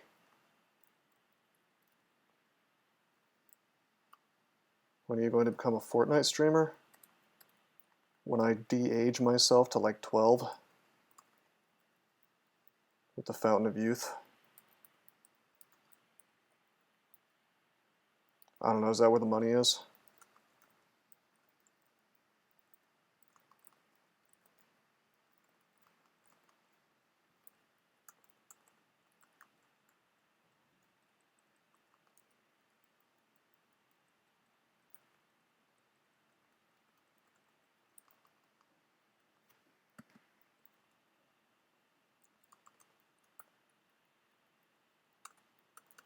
Kind of letting myself take damage there. You have to be injured for Vampiric Touch to actually be able to do damage, so whatever. I could be making twice as much as a doctor. I could be a Dort. I mean, that's the wildest thing about streamers is like, if you get famous, which I can't imagine I ever would get famous, but if you did, it's outrageous how much money these people get. It's look at that Belle Delphine girl. It is sickening, honestly. I don't think that they deserve it. Like, if I was ever making $1 billion or something off something like this, I don't know, man. I wouldn't feel good about it, you know? Okay, let's blink. No, I can't blame them. I mean, obviously having a bunch of money is, like, better than not having a bunch of money, so to speak, but I just wouldn't feel like I'd earned it, you know what I mean, if it's like playing video games. And it is work, by the way, to do things like video editing and to, I'm sure, to think of things to do on stream that are like entertaining or whatever. And you're doing something, what you're doing is generative. You know, it's good, you're entertaining people fine. But I don't, like, it's the amounts, man. Yeah, they're taking advantage of the situation. I get it. It's just, it doesn't seem super, I don't know, like, I would never turn down donations or whatever. But something seems sort of sickening to me about playing video games for a living and making more money than than someone who literally saves lives. I mean, I don't know. By the way, Searing Ray is like, it's a rickety machine, but it is working for me, even against vampiric animated weapons.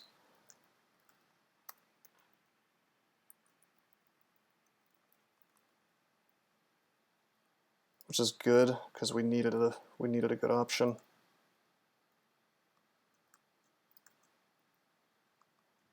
It's kind of an awkward damage race against these things, though.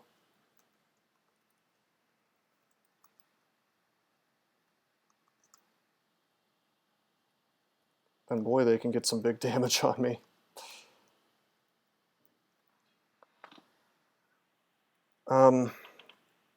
I mean, yeah, pure conjurations do ignore resistances.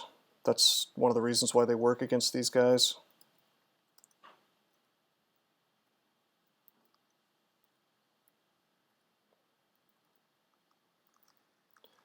I mean, certainly I can't bolt of draining them.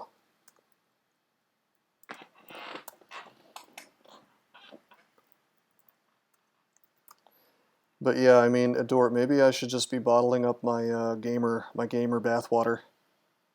Did you hear about that one?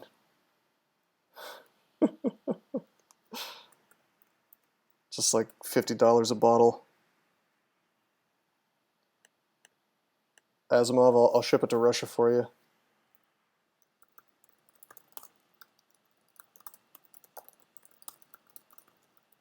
Just noticed we have a viewer here, just letting him know about the Twitch. Alright, now we're going to have to be careful. We could get teleported into the blade of the Hall of Blades.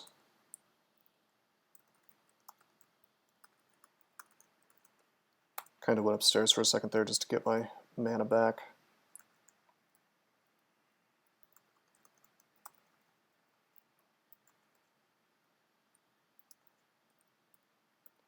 I want to know if people actually bought that. I mean, I bet they did.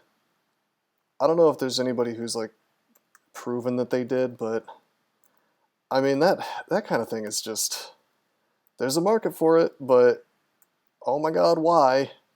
You know?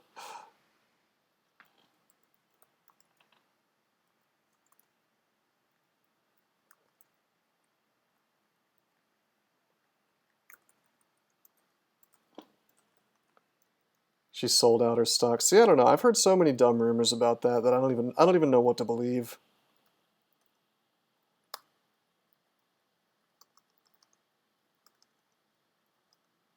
There was like this fake news story about how somebody got sick drinking it. Well, she actually lost her Instagram today. I think it was today. She probably still, her website's still up, but apparently people reported her Instagram. I don't know if she's going to get it back, but they said it was porn. and it's like millions of people supposedly reported it. I mean, to be fair, that's essentially what she's making, whether you want to call it that or not. It's, I mean, softcore, I suppose, but I mean that's what I'd call it. The kind of content that she makes. It's pornographic, you know. I suppose it's kind of a matter of opinion.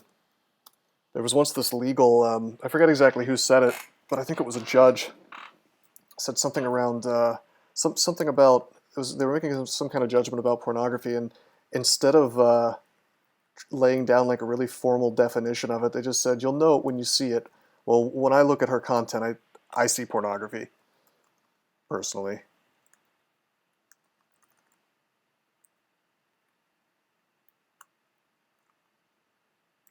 Alright guys, we're gonna ice blast and bolt, take a step, and vamp touch. Let's just close the door. We'll play the door game for a little bit to get my mana back. Yeah, very soft core for sure. I mean, she's not, it's not like, you know, banging, you know. Like, I understand the difference. I'm just saying it still, regardless, it looks, that's what it seems like to me. And I mean, if you've watched my streams or interacted with me on Discord at all, you know that I'm not a particularly sensitive person, you know. But I'm just calling it like I see it, basically. I mean, it's porn, you know.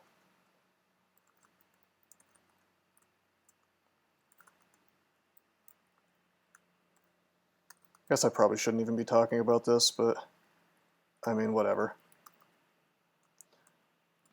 But I mean, there's a lot of people like that on Instagram who they will label themselves as quote unquote models, and it's like, are they really? Is model what that is? I mean, I don't know. Maybe.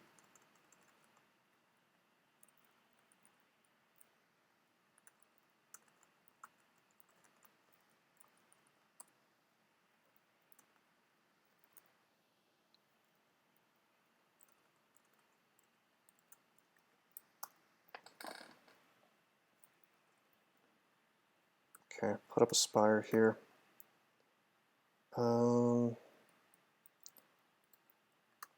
Go back into the rays.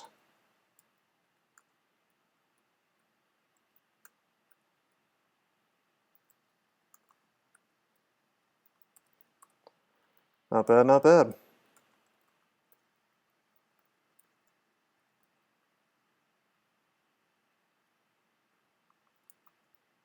This thing is gonna wreck me. Let's blink away.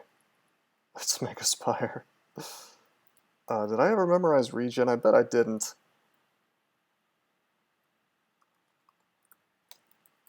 But I will now.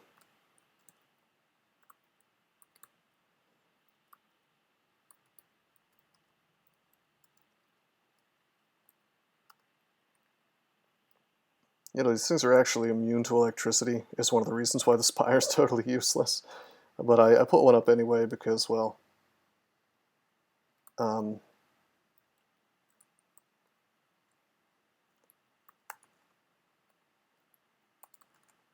my god, what a meme.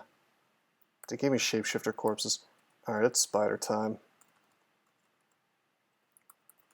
Spider time again. Haven't used any of my sacks of spiders up, that's good. And we'll acid him while he's in the web. Bro, come on. Get hit by the last acid. Okay, he's dead. Spiders actually did it for me, not my acid wand. But yeah, that's what I'm saying, man. The corpses in Elf, you just can't rely on them. Maybe you can't even get dragons. Who knows? Let's preemptively throw this ray to the south.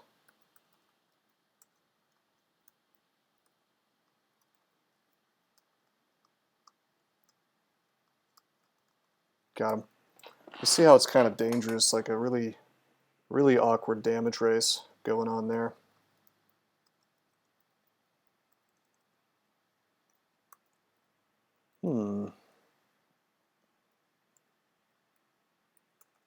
aspire here. Block the path a bit. Honestly, this is just too much stuff. Let's back off. No way, Idor. Tell me you're making that up. I thought that was a joke. She's actually doing that. That is foul. I feel like that should probably be illegal, maybe. I mean, isn't that essentially mailing toxic waste? I mean, or something, biohazardous waste.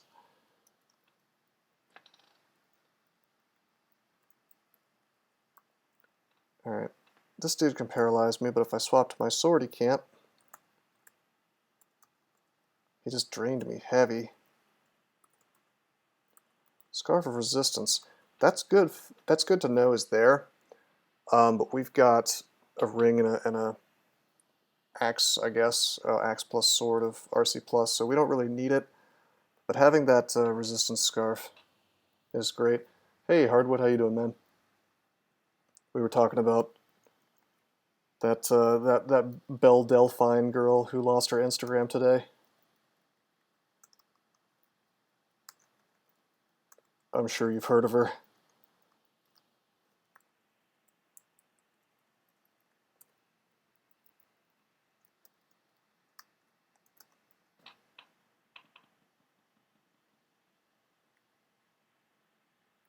Anyway, we just finished Elf 2. Thankfully, did not get teleported into the end vault. There's a robe of the Archmagi here. I mean, if we wanted to, we could be walking around with a spell enhancer. We'd have 2 spell enhancers if we wanted. There's technically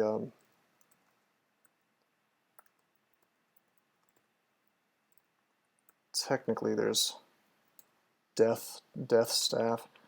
You know, Hardwood, you're better off not knowing. Like your life is not going to be improved by finding out who this person is. I can pretty much guarantee. Just saying. Actually, I want these DDFi still. There are situations I'd want to use them. What can I drop? I'm gonna drop Berserk Rage.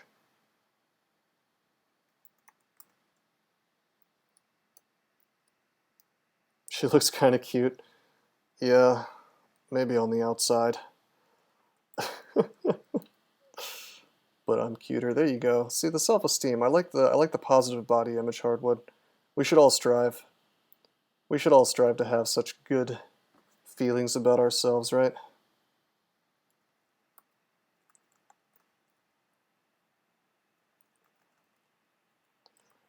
Hey, Ice Cave in the self-haul. Well, it goes beyond makeup. It's filters, Adort. I mean, every single girl I've talked to who, you know, this person has come up talking about like internet personalities and stuff. You know, this stuff is so unbelievably obvious. If you talk to like a single chick, every single girl knows all about these filters. And apparently, the technology is in such a place that you can just have a brand new face, you know, if you feel like it in photos. And then you'll see the person in person, and that it'll look, you won't recognize them. It'll be like a brand new human being. And like it's almost unavoidable, like any social media picture is gonna have this crap. Wow, you just murdered a sleeping guy. Well, Hardwood, that was actually an elf, and as we all know, I'm extremely racist against elf kind. So, I mean, did I really murder a sleeping guy? That implies I murdered a person. And elves aren't people. Let's acid this thing. Kind of a waste, but it's alright.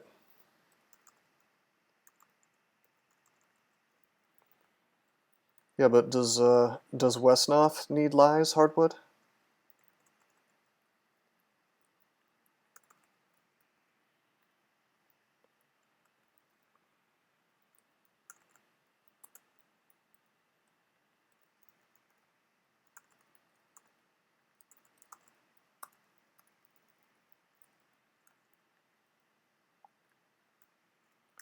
Does Westnoth need $200?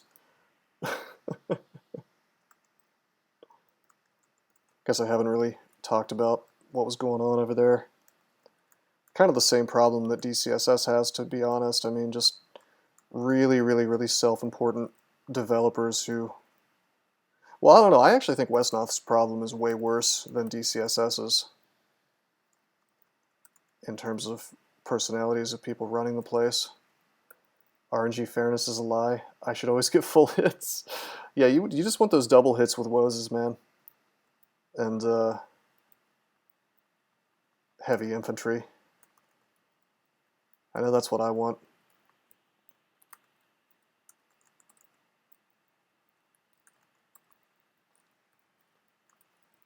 Although the best is tearing dudes up with adepts and getting full hits, which is, to be honest, a lot more likely. I wish I were a robot. Why do you wish you were a robot?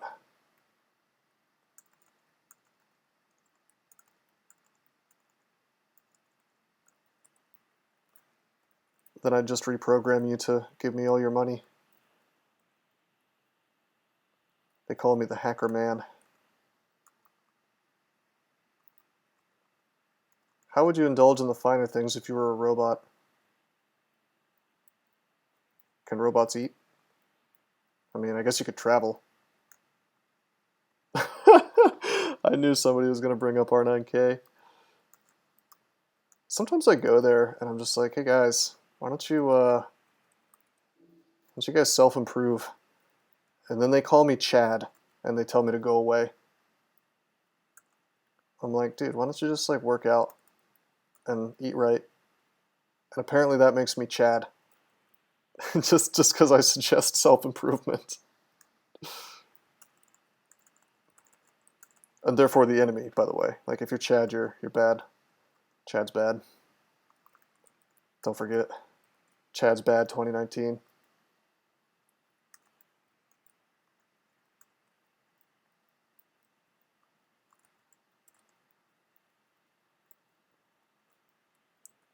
This ice cave is not bad. To be honest, finding Simulacrum Ice Cave as a necromancer is hilarious.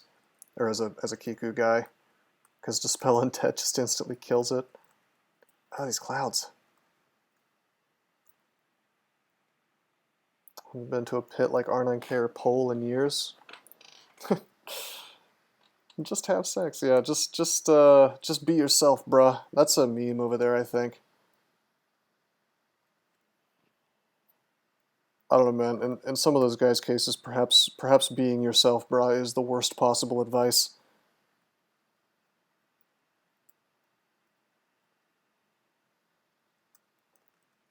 All right, Asmov. What what did we say about not getting my Twitch chat banned? my Twitch account. Oh geez. Oh god. That's a Hydra Simulacrum. Let's immolate. Kill all this stuff.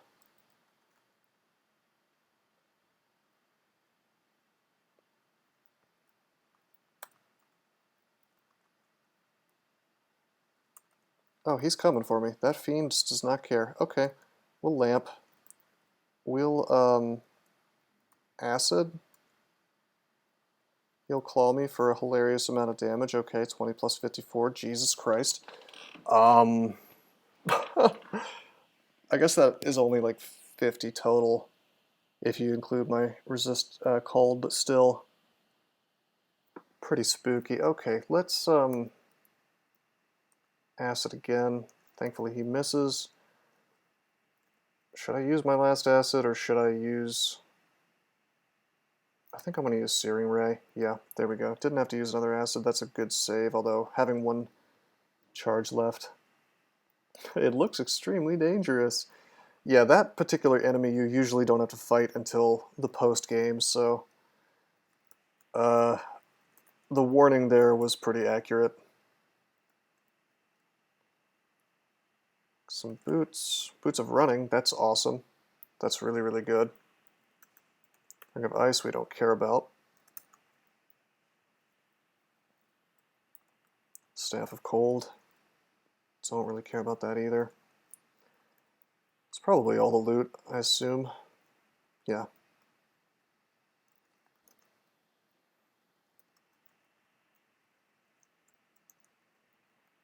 Well, we've still got the elf loot to look forward to.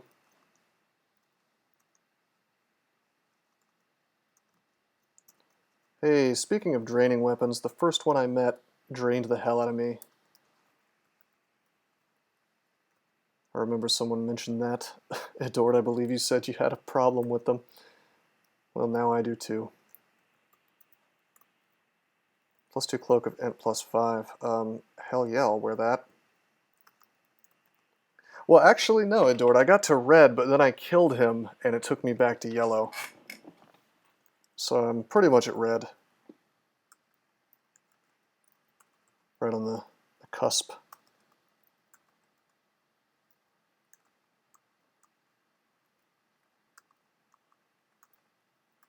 I'm just going to melee this stuff. I have no training, but if I get hurt, I can start vamp training like so.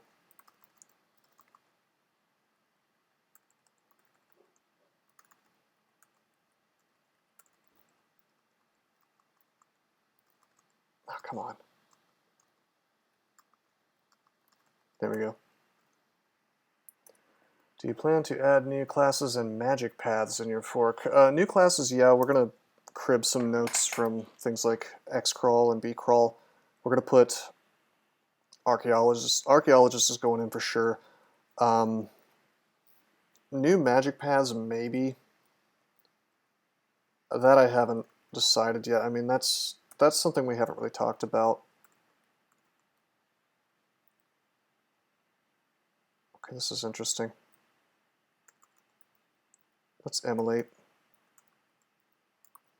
Let's lamp. Ah, shit, we can't lamp.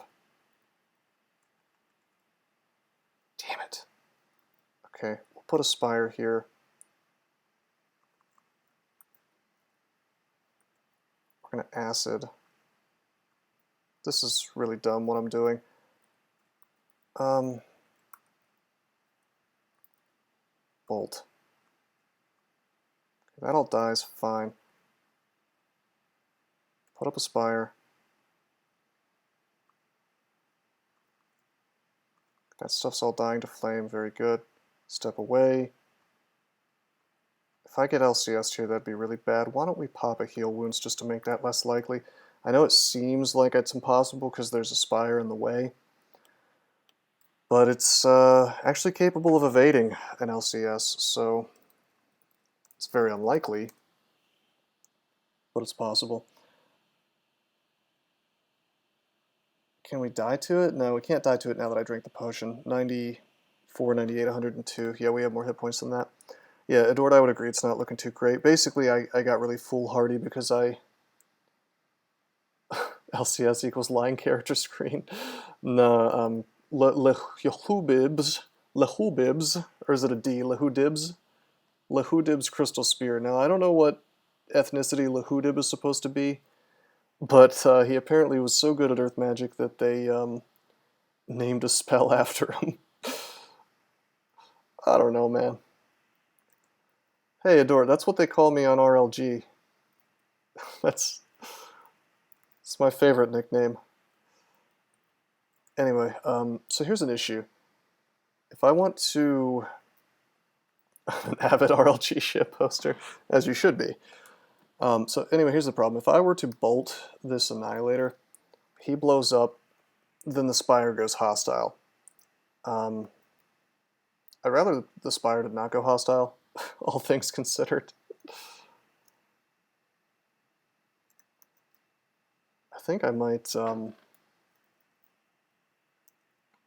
I bolt this dude? I might just bolt this dude. Oh, damn. Alright, we're going to take a step. We're going to dig is what we're going to do. Basically, I didn't want to get hellfired.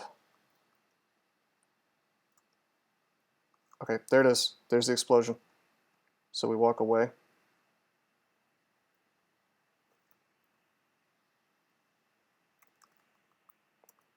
But yeah, Hardwood, basically Crystal Spear or LCS is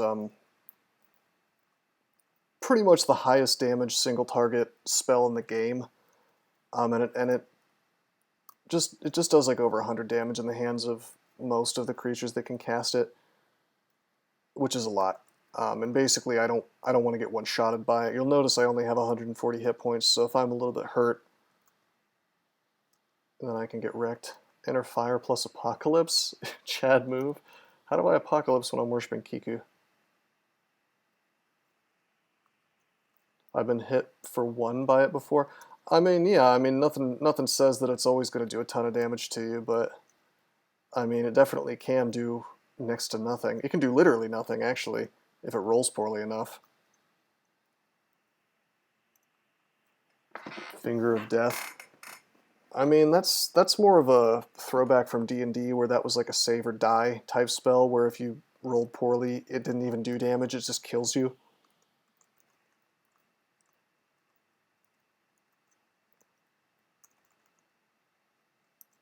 But yeah, I mean, I've definitely heard of it.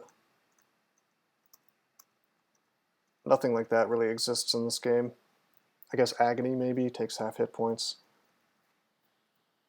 You can still abandon Kiku. I could, actually. It might even be optimal. Not right now, but in a bit. Oh, Halberd of Disto. Alright. Wish we had acid to deal with this guy.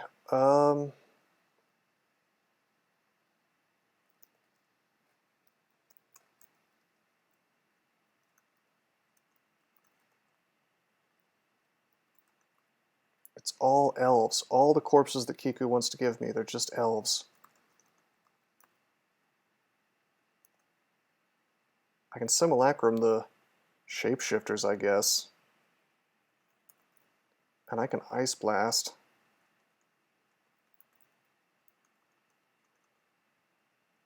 But I tell you, I don't want to get hit.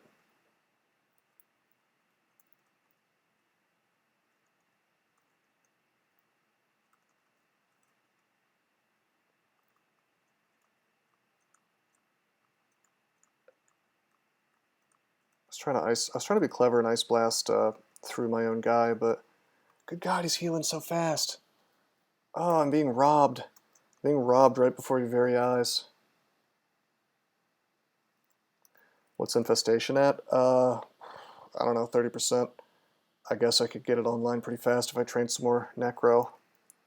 And I probably should, come to think of it.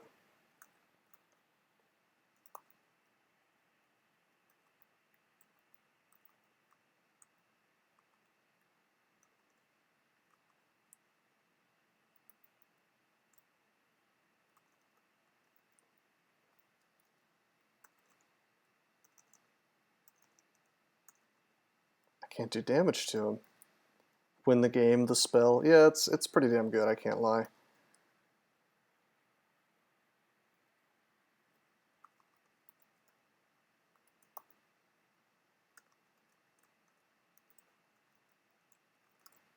Okay, this might do it right here. Are you kidding me? He actually hit me and blinked me. He could have abyssed me there. Yeah, most high-level spells pretty much just win the game for you.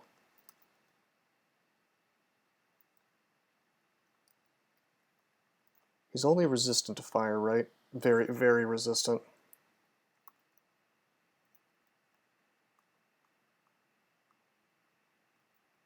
Come on. There we go. Searing Ray did it. Let it send me to the abyss. Free rune. Oh, yeah, okay. I mean, I had to get that stupid thing off the table because it would just be such an obnoxious thing to leave on the floor while I'm trying to clear out the end vault. So dangerous.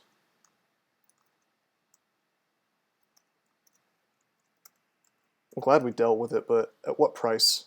I burned up all my Ice Blast on that crap. That's right, Adort, I will not. I will not go to the abyss on this character again, if I can help it.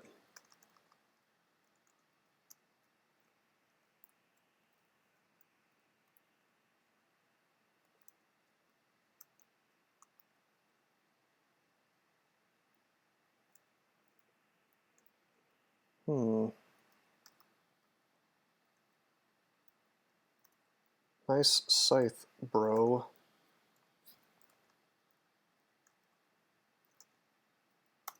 Just killed a master archer. Tons of damage possible there. Let's turn off scrolls of enchant weapon. Technically we have a +9 hunting sling, not that we're really using it ever, but I guess that's nice to have. Hello, boys. Oh.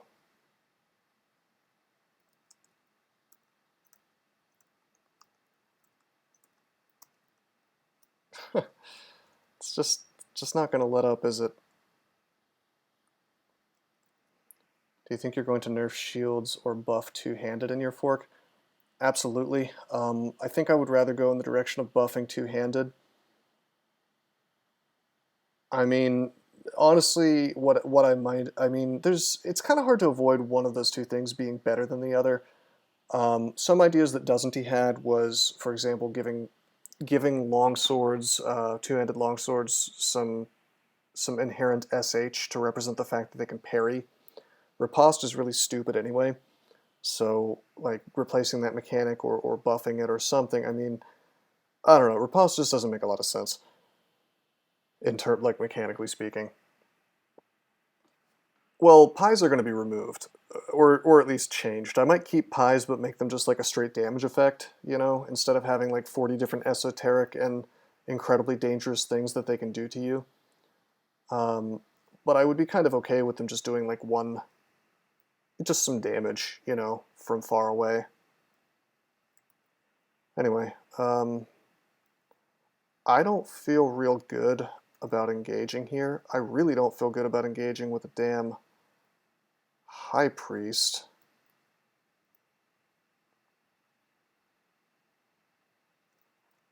I'm going to fog so he can't see me. I'm going to dig this way. I'm going to... What am I going to do? More acts of freezing. Just because this looks silly, I'm going to use agility. Then we're going to ray him to death. Drink a heal wounds. Trying to stay above 102 hit points if I can. Okay, drink a heal wounds. Don't want to get killed by this Annihilator in one shot. Honestly, I'm going to blink and put a Spire up. Now he can't do an enormous amount of damage to me. Well, he can't easily do that anyway. We're going to fog again. I wish I had more Ambrosia. If you're open to criticism, I'd say, of course I'm open to criticism. What am I, Gamma Funk? I'd say just rework pies and make them not do the crazy shit they do. Yeah, no, I pretty much agree. I'd take out every single effect they can do now and just make them just like straight damage, dude. That I'm okay with. But I was totally okay with buffing clowns, although I think I might want to change the name of the monster itself. But like they were pretty weak before. I was fine with buffing them, but not with just like random bullshit that sort of randomly ends your game, you know?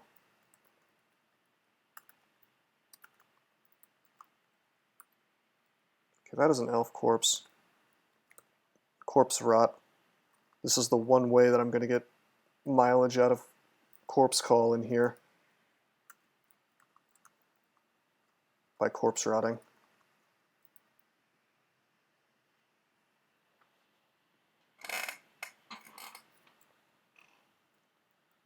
You're okay with the silence pie, man? I mean, I guess it's better now that you can cancel it off.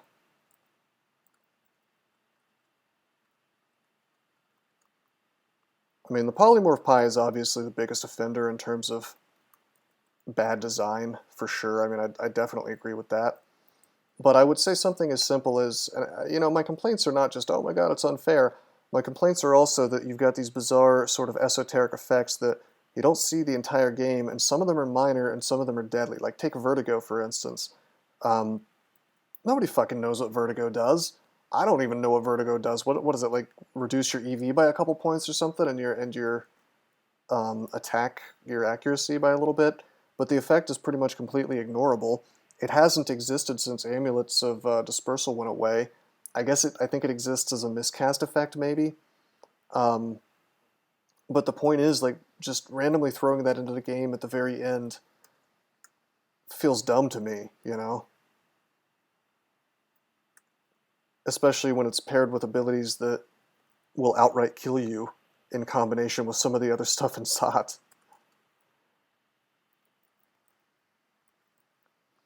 I think part of my problem with clowns and the fact that they can silence you is that the fact that you can get teleported to the lungs. Because there's already a mechanic in Zot where it punishes you essentially for randomly getting teleported to the lungs, and that's called Purple Draconians and Quicksilver Dragons. Because at that point, you buff yourself or you try to teleport, and both of those dudes can take that right off of you with their breath. You know, add to that a clown that can just sort of, you know, forget the polymorph, which just obviously you're going to die. Like if you get polymorph, that's terrible. If you get silenced, that's pretty much equally terrible, you know, in the lungs. Especially if you think about just what all is possible there. You know, it's the force multiplier that gets me in terms of the balance there. I don't disagree that the silence is like, it's really not that punishing if you can control the situation, but it's just like the raw force that it adds, you know, in an already bad situation. I mean, I'd be okay with it if you were the root cause of that situation. You know, something you did caused you to get sent to the lungs. Like, dude, suck it up, Buttercup. But, I mean, the thing that causes you to get sent to the lungs potentially is you played the game, you know? Which is one of the reasons why I'll be taking out shafts and traps and replacing them with monsters that are capable of doing those effects to you. But only after you've let them stay on the table for a minute, you know? They have to charge up, or they have to have friends around. Keep a spire between me and him. Shit. An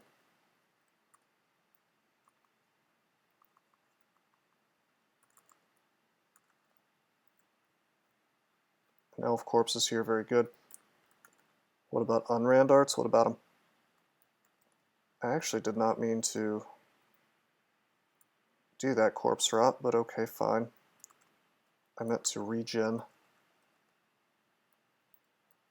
This corpse here too, I just made it. Oh, nothing decided to follow me. Okay. Well, I'm going to keep all the same unrands to start with for sure. But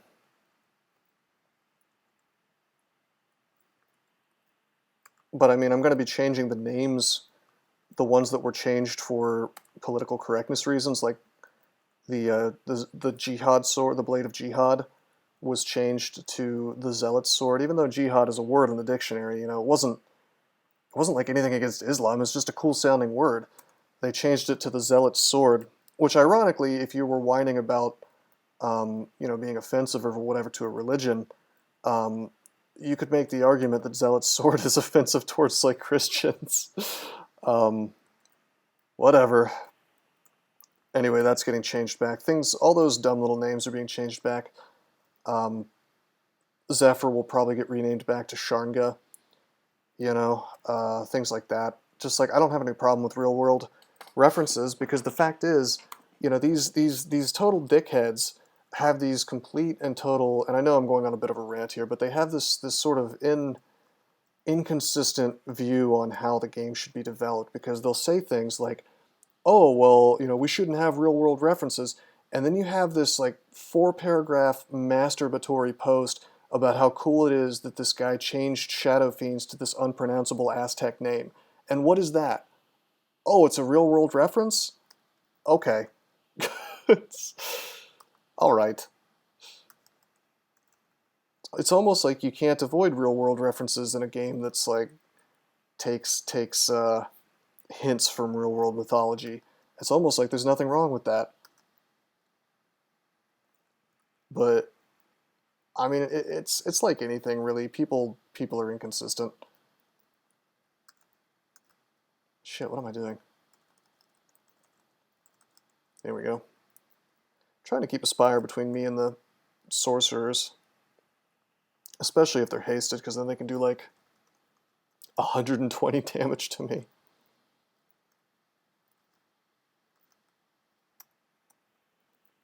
If they get real lucky anyway.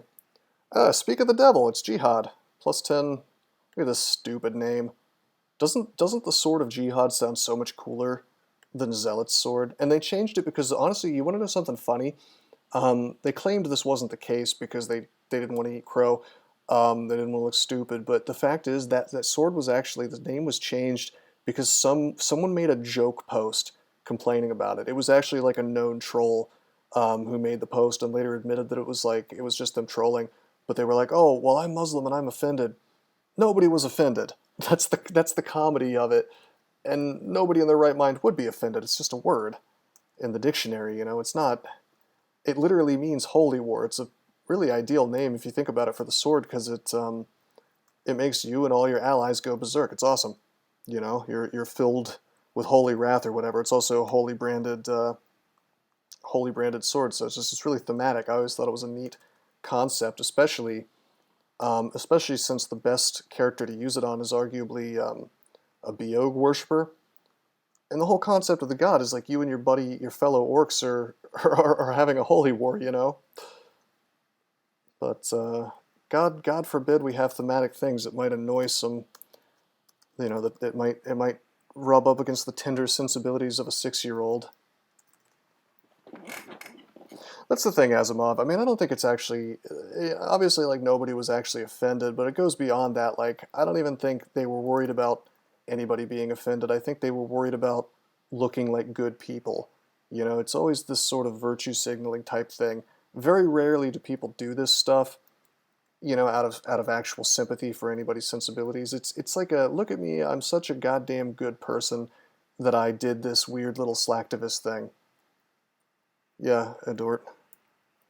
Actually, what's funny about that is I didn't know this, but they were berserking. Did you notice that the mages were berserking? It might have behooved me to leave that guy alive so that the mages would all berserk and not cast spells.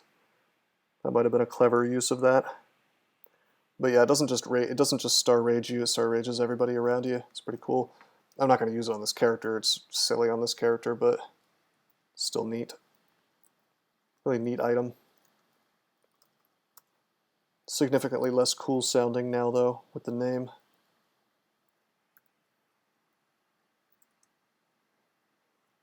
Some gloves. Archery, we don't need that. All things being equal, I would wear it, but that's +0, and my existing ones are +2. Let's identify plate mail. Wow, that's a good plate mail. Crystal plate armor. Alright, we got a little bit ripped off in this elf. Not too bad, but didn't really find much.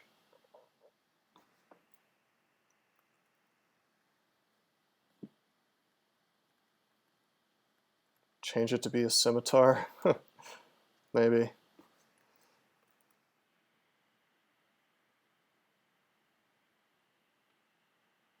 Anyway, I can drop this protection ring. We actually found another MR Plus ring. That's kind of cool, I suppose.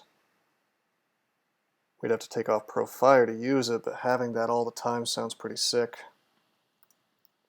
I mean, hell, that... I think even without wearing our Sword of MR, that solves our merfolk avatar problem, right?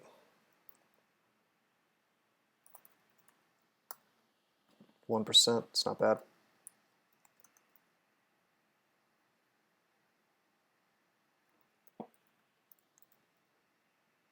Alright. So we actually haven't gotten any runes yet. I know it seems kind of weird that we did elf before getting runes, but on this character I feel like it was the right choice. I keep getting prodded to use infestation, and I know it's the right thing to do.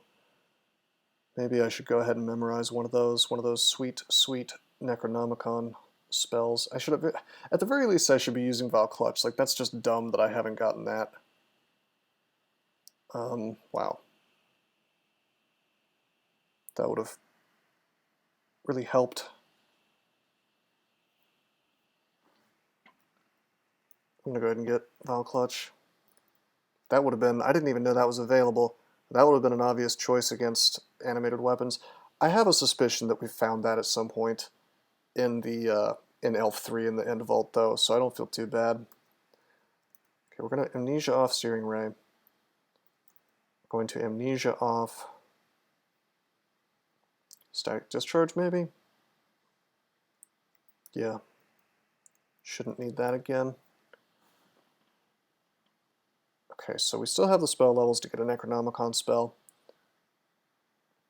Haunt is 7, is level 7, but it's 11% fail rate. That's not half bad.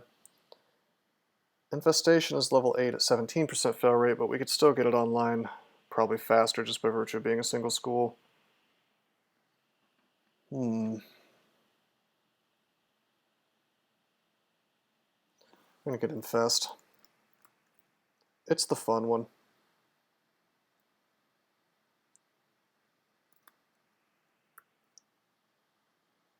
I'm gonna stop training spellcasting. I think I have Hungerlust on everything except for Infest. We'll just train Necromancy for a little while.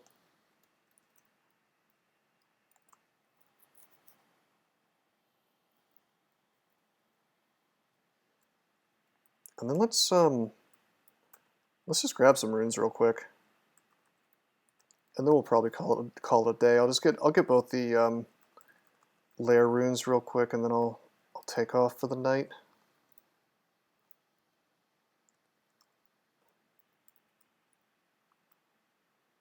Snake 4, bruh. I did not mean to cast Animate Dead there. This is what I wanted to do.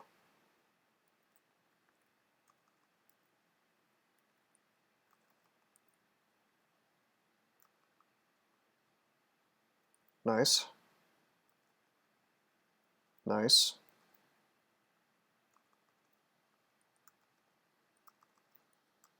Easy steamroll. I mean, hell yeah, with these boys helping me. It's gonna kill my experience gain a little bit, but I think it's worth it.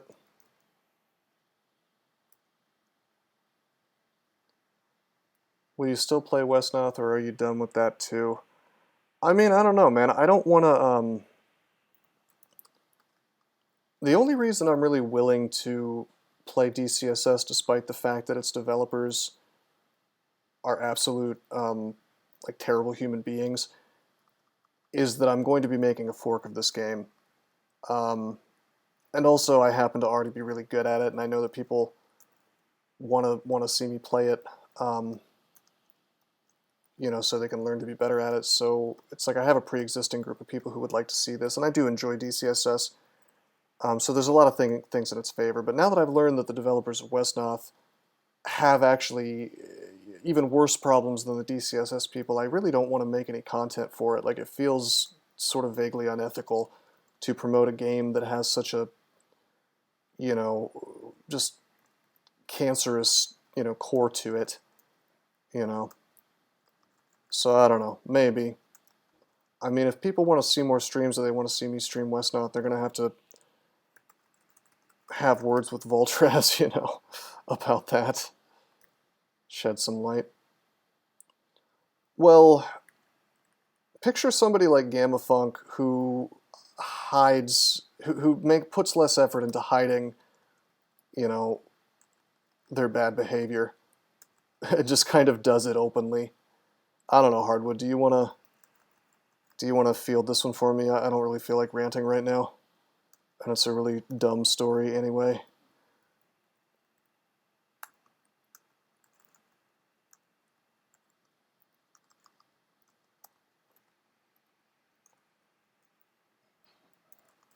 Let's get some zombies.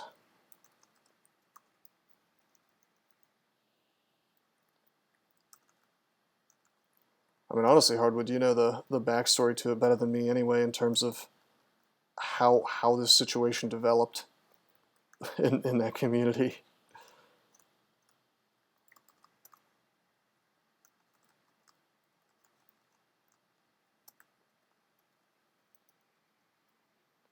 I think this has probably been like a problem that's several years in the making over there.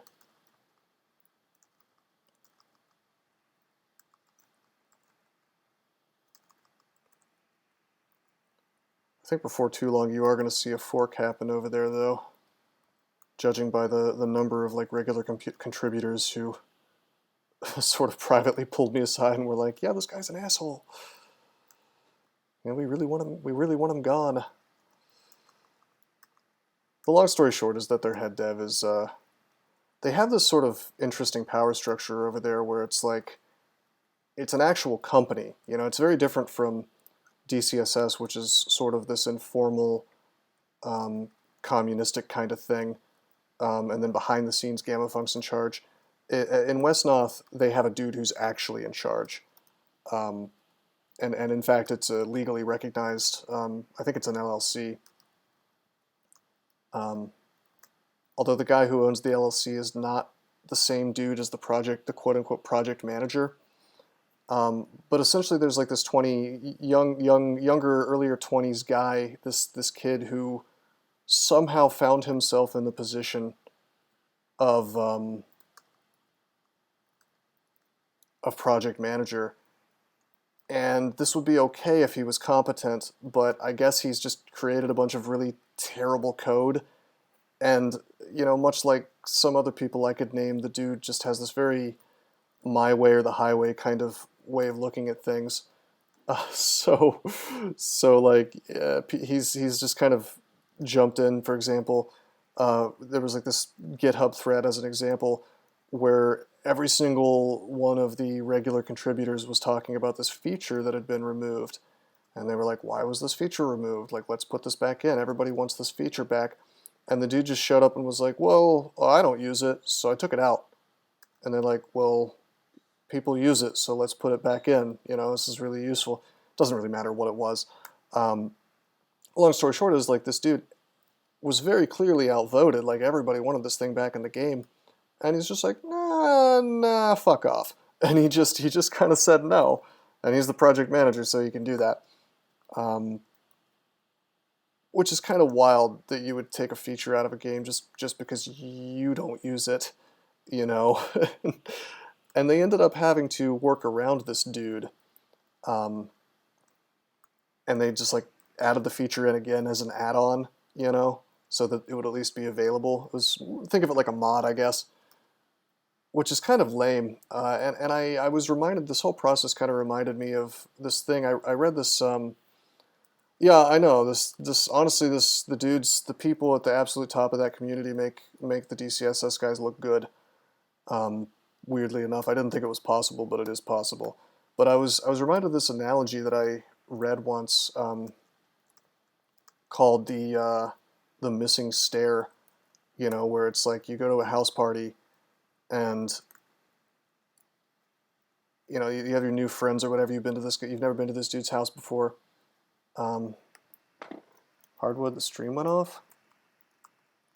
I don't think the stream's off. My internet's definitely fine because I'm playing DCSS online.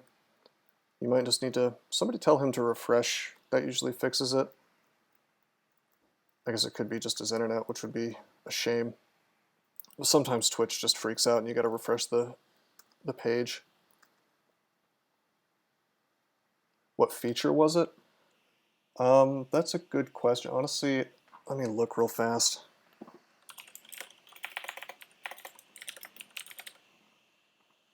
Actually, I guess I'd have to look in the conversation. I don't remember exactly, but I know it was something that everybody wanted.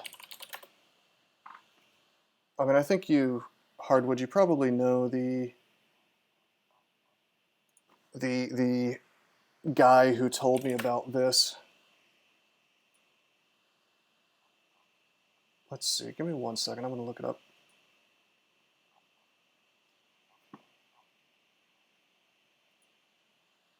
Let's see. strange. I can't... Oh, wait, here it is, here it is. All right, it's issue number 1905. Reverse time graphics option removed. Yeah, here's the GitHub thread. I'm in the northern hemisphere, north of the Tropic of Cancer. My window's facing south, so reverse time graphics make the sun in the game go in the same direction, left to right, as the sun in the window. Yeah, so basically it was just an option to make the time go left to right instead. It's just so it would look normal to people on the other side of the planet.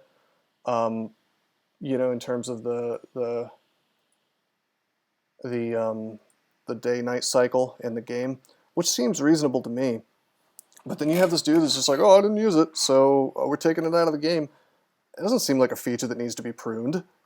You know, like, it's not hurting anybody. Like, why would you take that out? It's just asinine. But that's the type of thing I'm talking about, where it's like you have these sort of tyrant-type people who they've just got to have their way, even if what they want... Yeah, no, that's not like a big deal mechanically, but I wasn't trying to use it as like, oh my god, this is a travesty. I was trying to use it to represent the personality, though, like where it's like you have to have your way, even on things that are like inconsequential. It's just like you don't use it, therefore it has to be gone, and you have all these people telling you that it's handy, but it's got to be removed anyway. And I agree, that's not like the strongest example in terms of something that was genuinely good. Blow feature remove graphics also. Yeah. I don't know, but anyway, long story short is Capitalist Manifesto. You guys quoting Leo Littlebook now? That's his thing, right? I don't know. The long story short is that community has some really serious issues. Actually much worse than DCSS in terms of like their actual dev team is essentially one inch away from rioting and forking that whole project. Apparently like fully half or maybe even more than half of their contributors are so sick of this dude that they're like about to fork the project if they can't get rid of him. So I mean, it's kind of interesting, though. I mean, this stuff really, really interests me, and it may seem like I talk about it a lot, and I do, but it comes from more of a place of intellectual curiosity than you might think, because, you know, open source projects are fascinating to me. You get a bunch of nerds in a room together, none of them are being compensated, they don't get money, so what do they do it for? Maybe they're really passionate about the game, or maybe they're just kind of assholes who want to have like power over people, or maybe some combination of the two, or maybe they just lack social skills. I mean, the point is there's a lot of things that can go wrong with these people in these open source projects that really don't go wrong when someone's getting paid, you know, because I mean, yeah, I know it sounds silly, Adore, like who's going to do something for power on the internet, but at the same time, I mean, look at the supermods on Reddit. You know, subreddit moderators who moderate those top subs are almost invariably just awful human beings who really, really enjoy having power over people because they're not making money. Well, some of them are probably making money, but, I mean, you know what I mean. But like in open source projects, it's really, really, really interesting because the power structure, it's, you know, the kind of problems that develop could not develop in a situation where one dude has a vision of a, you know, like a corporate vision, like in a business. He can hire and fire people. You know, when one dude's in charge, at the very least, you've got a very clear vision that gets followed. But when it's this sort of bizarro, you know, open source world type deal, you have, it's politics. You have to play politics to get ahead. You know, so it might begin, and, you know, at the very beginning, you've got a team of dudes who are really cool, they're passionate.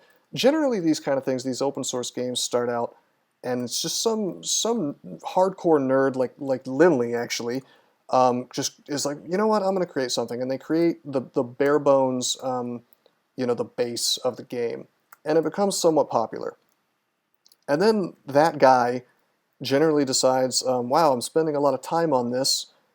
I'm going to go get a real job and make money and pass this thing off to some people on the internet.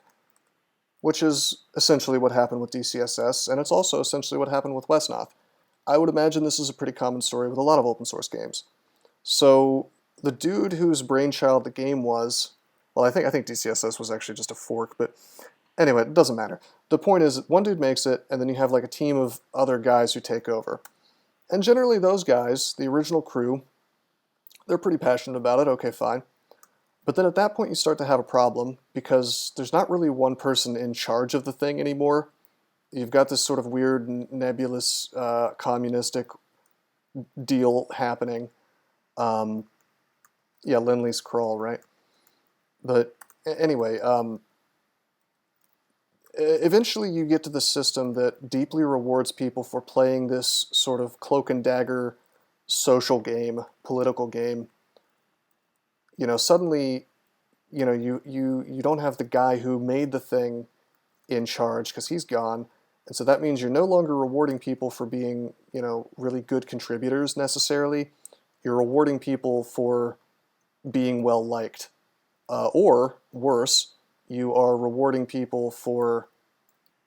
Shit, do I have our poise? I don't think I have our poise. I don't even have it in the inventory either. Okay, we're gonna lightning. Good. I should be using Val Clutch. But yeah, like, you can see where this goes wrong pretty quickly, because, you know, sometimes you're not even rewarding people for being well liked. You know, you're rewarding people because they've just been around a long time, or they've developed enough power in the community that, you know, they start to use that power to get rid of anybody who thinks differently than them. You know, it always starts, if I were to use DCSS and Westnoth as examples, it always starts when really sensitive types start to get the ability to censor others. Yeah, I mean, you could blame Dave, you could blame a lot of people, I don't know. I'm not really trying to assign blame. I mean, although that might be an interesting question in and of itself, I'm more trying to think of just like how it happened, the process of it, step by step, because this type of shit is just fascinating to me. You know, because it's like, if I ever run a project like this, I tell you, I don't want this to happen to my stuff. Because it gets co-opted by just the worst possible kinds of people you could imagine. And I think that, you know, the biggest step is the censorship step, where it's like suddenly you can no longer have conversations about things because you might offend somebody. You know, I was called a racist in the Westnoth Discord, and they didn't do anything about it. And the justification was that I said that, you know, it was fine that orcs in the game were depicted as being dumber than humans. As though orcs, you know, I didn't suggest that orcs were like an analog for a race in real life or something. Like, that's crazy. That was all in their heads, you know, and you had these crazy people that were like, oh, well, that means you're probably a racist. It's like, it's fucking fantasy. Are you crazy? You know, like, that's the fun thing about fantasy, is that it's not like real life. You know, you can be like, what if there was this other species that, you know, was like bloodthirsty and dumb like an orc, or, you know, sort of snooty like an elf, that kind of thing. But these people are always trying to make, you know, this sort of extremist, progressive kind of crusade on like, oh, well, how can we connect this to real life, and how can we make it as political as possible? And so when you're in a place like that, if you want to be that kind of person and you want to control the discourse, you just make it against the rules to say anything in defense of the other side, and suddenly, you know, a conversation is almost impossible, because, you know, if you like, oops, you're being offensive now. One of those people actually called me, he implied I was a misogynist because I used the phrase Mary Sue, which, by the way, is a writing trope that can equally apply to men. Some people say Gary Stu, I just say Mary Sue for either a man or a woman. And all it is the concept of a character that essentially has everything handed to them, you know, doesn't really have to overcome adversity, just kind of has all the power immediately. Plot armor allows them to just conveniently flow through all of their issues without ever really stubbing their toe, you know. And so as soon as I said, well, you know, and I was trying to, this was all, by the way, coming from a constructive place for me, you know, I was trying to do things like, well, gee, maybe we should improve this character in this scenario or this campaign. And I was like, well, that character is kind of a Mary Sue. You know, it's not, the context wasn't even, you know, arguable as something that could be, but it came out of left field is what I'm trying to say. The accusation. And, you know, naturally I got annoyed by it. And then I'm the one who got yelled at for being annoyed at this dude, basically implying that I hate women. It's fucking insane. You know, and that's these communities, unfortunately, seem to attract these people like moths to a flame.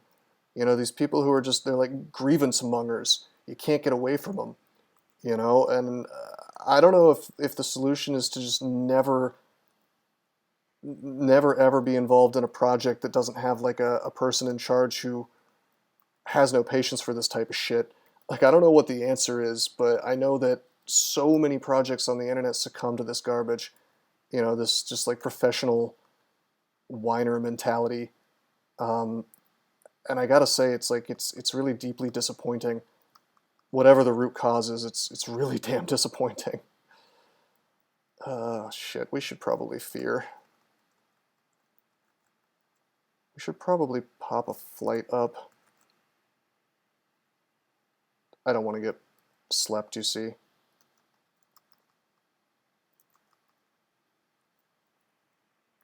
Pull this dude up.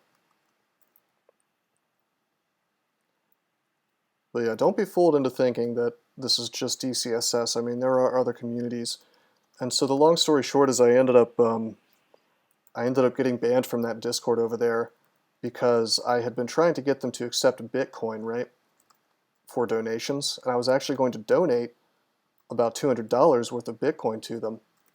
No, not just roguelike communities. I'm talking about just like online games that are developed by teams of people around the world that are done for free, I guess is kind of the theme here, because Westnoth is not a roguelike, but it suffers from many of the same issues that DCSS does. But yeah, the long story short is I was trying to get these people to accept Bitcoin, and you know, the ostensible project lead or whatever basically gave me the runaround for 2 months, you know, and tried to give me a bunch of political okie doke about crypto bros or something. And I'm like, I don't know what the fuck you're talking about, man. I just want to help you guys accept Bitcoin. And I'm going to give you, I mean, like, and I didn't say this, but I was going to give them like $200 once the project was done. And I was going to do all the legwork to, you know, make that happen for them. And he's like, I don't know, I'll talk to the other people. And like, I pinged him a month later and he just didn't get back to me. And the dude was essentially, I could tell he was giving me the runaround. And this is the same project manager guy who like was publicly going on these just like totally insane politically extremist rants in their Discord, while their Discord has a rule against politics talk, you know, conveniently, that he doesn't have to follow. But I just kind of got the impression that the dude was giving me the runaround, so I just went over his head. And I went and talked to the actual guy who owns the business, and within like 24 hours, I had a solution in the works. The dude was going to make a Coinbase account. I was explaining to him how to make it happen, basically. It was great. The dude was super helpful, super, you know, he's cool. But I made the mistake of mentioning this, you know, and the dude was like, this project manager guy was so mad that I had gone over his head that he turned it into this big thing and had me banned from their Discord. So it's like, I guess if you want to lose $200 on somebody who wants to support your game, that's a good thing to do. But I mean, I don't know. It's pretty scummy. It's unfortunately not an uncommon story, though, that these kinds of people end up in control of these communities, though. I mean, I just wish there was some easier solution to the problem. I mean, maybe it's just inevitable that you end up with some a-hole, quote-unquote, in charge, or some group of them, quote-unquote, in charge in these types of projects. It's kind of hard for me to articulate, you know, exactly. Like, I feel like there should be a name for this exact issue, considering how common it is.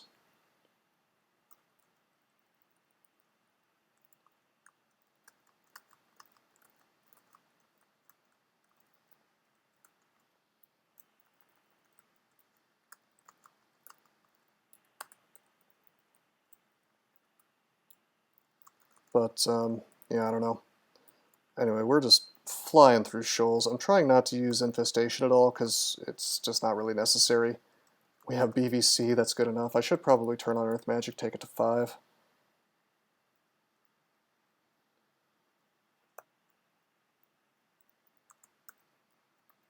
In fact, I'm just going to like train a bunch of stuff for a little while. Fighting to 15, Spellcasting to 17, Necromancy to whatever, Earth Magic to 5. You know, man, that's funny that you said that, because right as I was finishing up, I thought to myself, wonder if man's still here. It's like I find that you and I tend to agree on the broad strokes of these issues. I know that we tend to disagree, I think, sometimes about the proper solution to these problems. And I mean, I don't know, I'm just incapable of keeping my mouth shut. When I see something that pisses me off, I will say something, and that's not to my credit in a lot of these situations, because the whole... Oh shit, slept. The whole like careful, like being careful not to step on any toes in the process of resolving a grievance. I'm not very good at it, as you know. But I think we agree generally on the nature of the problem, you know.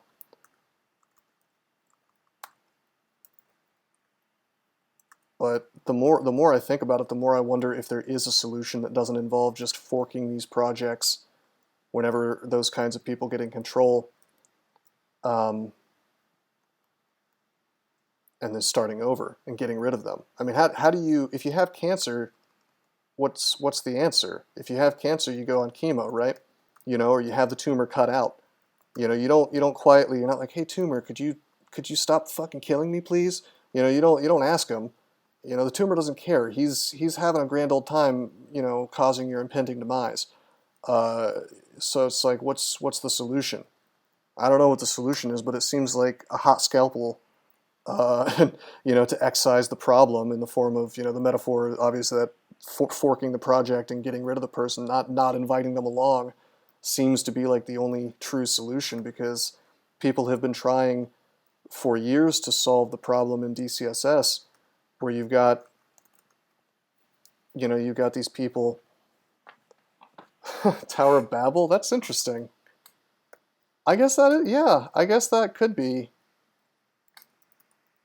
yeah. You know, maybe the tower just came down because some dickheads started imposing their wills on everybody else on the engineering, rather than, you know, it's a metaphor, like they couldn't talk to each other due to the languages, but it was really just that they all had to impose their own design vision on it, and it turned into an unstable pile of crap and fell down. I take that metaphor in a lot of directions. That parable, I like that. But I mean, yeah, like I was saying, DCSS, you know, has Ultraviolet 4's method of kind of schmoozing with these people made any changes? No. You know, you can't work with them. You know, you can't ask the gremlin under your bed to stop hiding under your bed. You call a gremlin exterminator. This metaphor fucking sucks, I apologize. There's no such thing as gremlins. Not sure where I was going with that one. Hey, that's MR+. I guess we'll wear that. I guess I can drop stairs? That's a feature I don't use. I don't understand why anyone else should. Hey, Zephyr. I agree, let's remove stairs. Actually, that's kind of funny you should say that, because a lot of forks actually have removed stairs and turned them all into hatches. They fell for the meme.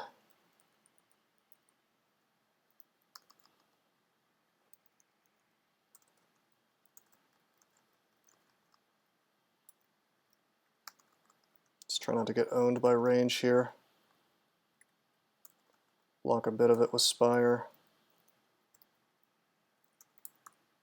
Oh god. Okay, maybe I'm doing a dumb.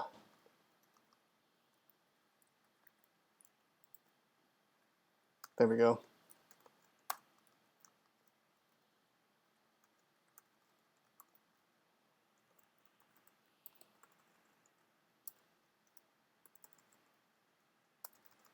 What's the functional difference between stairs and hatches in DCSS? Stairs, you can go back up them. Hatches are one way. So essentially they stop you from going down, fighting some things, seeing that you're hurt, coming back up, and repeating the process. Because some people have the impression that stair dancing, which is what that's called, is a bad mechanic in DCSS. Whereas I tend to strongly disagree with that. I mean, reasonable minds may differ, of course.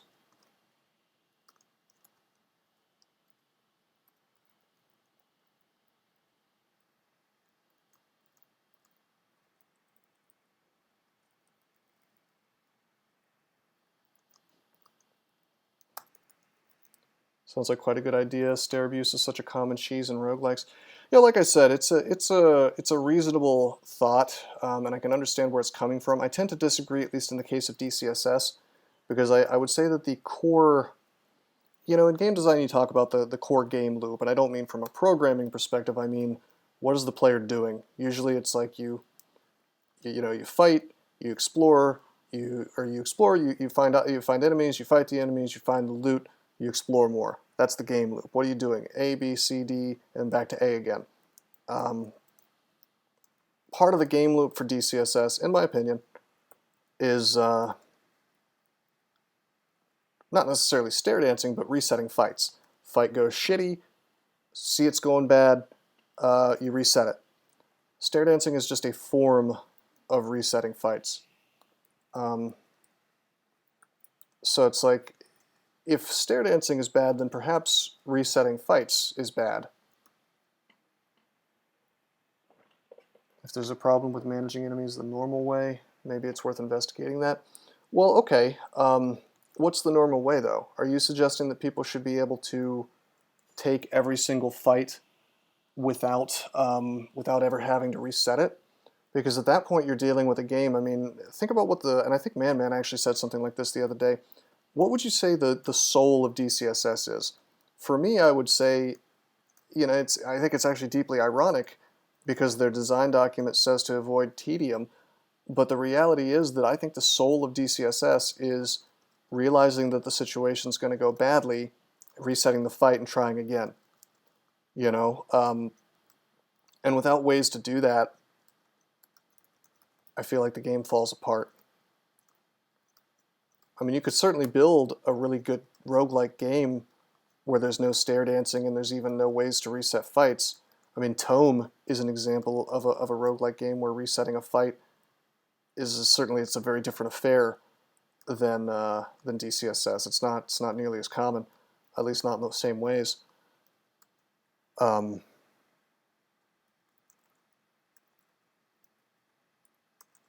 But it's like my thesis, I guess, my guess would be, are you dealing with DCSS at that point? More ways to evade for the player and approach the fight again, maybe. Well, that's what I'm saying, really, is like, and DCSS, I think, has kind of the perfect number of ways for the player to do that right now. You know, right now, I've bitched a lot about random energy, but I'm not even sure if I would take it out, because random energy lets you reset fights even if you don't have like swiftness or haste or any kind of thing, especially random energy in conjunction with staircases. I mean, the whole change staircases to hatches thing has been tried. I don't think it's ever really turned out that well. I mean, Hellcrawl's okay, but I don't know. I don't think it captures the spirit of DCSS. I think that if what you're trying to do is to create a better DCSS, I just don't think that's the path to doing it. Fall asleep. Fine. Took out the Cyclops, so it's no big deal.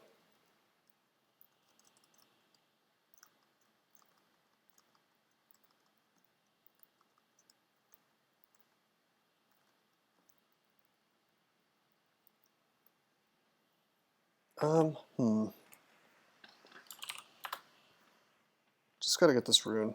This floor should be done soon.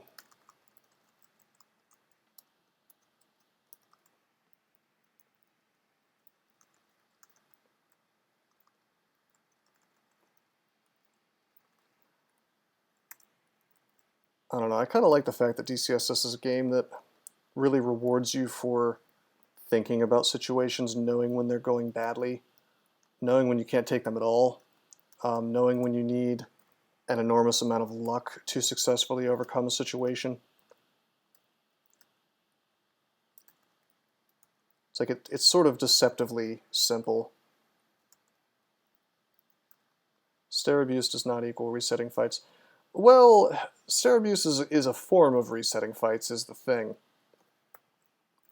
There are some things that stare dancing does that I guess you could say are sort of separate than resetting fights. I mean, you're using them to split up enemies, really. Oh shit.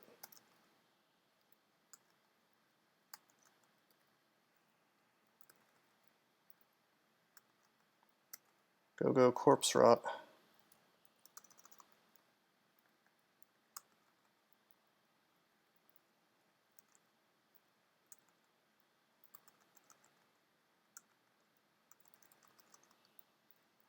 See you doing that a lot. I mean, that's the thing though, is like without being able to split up packs in this game, oh man, you would have a different game.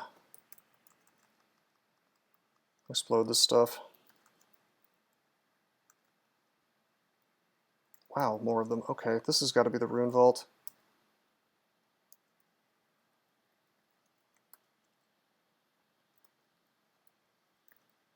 Do you play action games, by the way? I don't have anything against action games. I don't think I've played any recently, but I mean, yeah, I like them.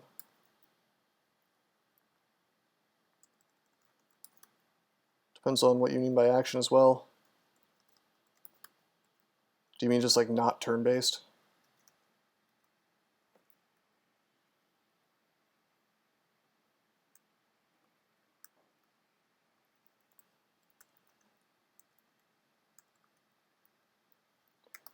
I will say I've never streamed anything that's not turn-based, but I don't know if that's really on purpose or anything. It's just kind of worked out that way.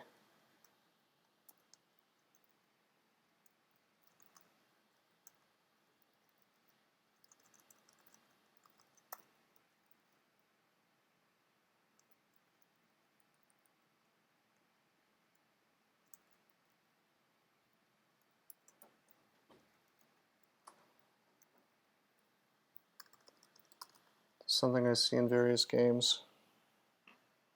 People who see one method, and because that method is a bit better, will call it cheese or an abuse. Yes, when I see playing users using that, I ask myself why. If there's something causing it, maybe something else needs to be addressed. Yeah, it sounds like you've got the right idea in terms of thoughtfulness with game design. I mean, I think a lot of developers, and this is the cancer killing DCSS, so to speak, pretty common for developers to see that the players have figured out something cool, and they think, wow, that wasn't intended. I better take that out immediately. That kind of thing is, emergent gameplay, I don't think should be punished in most cases.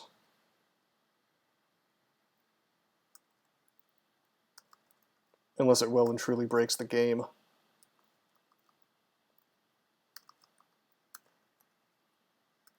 I know that's not quite the same thing you were talking about, but it does come to mind.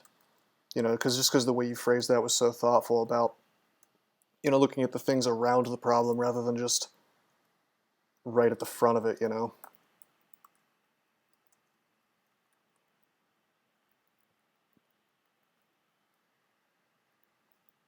Yeah, pretty much Odysseus. I mean, I don't know why I said Odysseus instead of hardwood, but it's, I mean, that's one of the reasons why ideally the developer really needs to play a lot of his own game, if possible, because he's not gonna, I see a lot of developers who don't seem to understand what makes their game fun, which is a pretty bad sign if you think about it.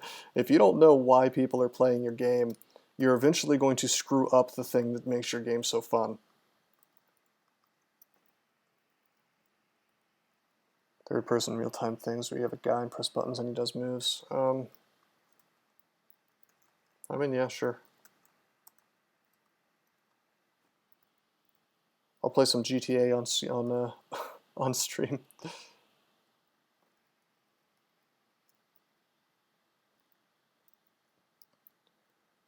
That's just, yeah, no, that is a shame, Zephyr, because I think that, like, I don't know, it's, as a player, you feel super rewarded when you figure something out, you know? And then for someone to slap your hands and be like, nah, you can't do that here.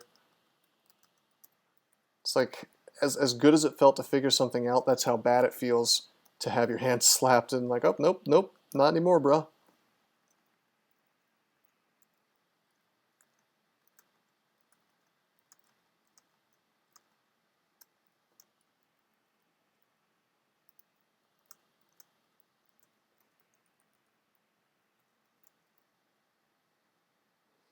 Alright, I'm going to end the stream. Let me do one more thing, though. There was a vault I guess I will go ahead and take care of. I could have done this before. Probably should have, but that's fine.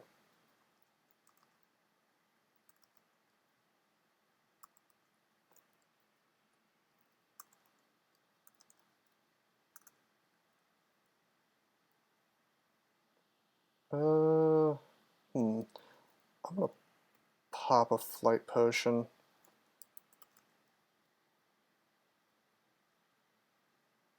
Well, I mean, hardwood, that's kind of the thing, though. It's like you really need to have a robust definition of what cheese is. You know, if somebody discovers something that just brutally breaks the game, I get removing or nerfing that. If someone discovers something that's just kind of cool and doesn't really affect much, or is maybe like a slightly better way to do certain things, I would think long and hard before taking that out. You know, like that's the kind of thing where it's like, are you doing this just because it as a knee-jerk response, or are you doing this because it's actually going to make your game better?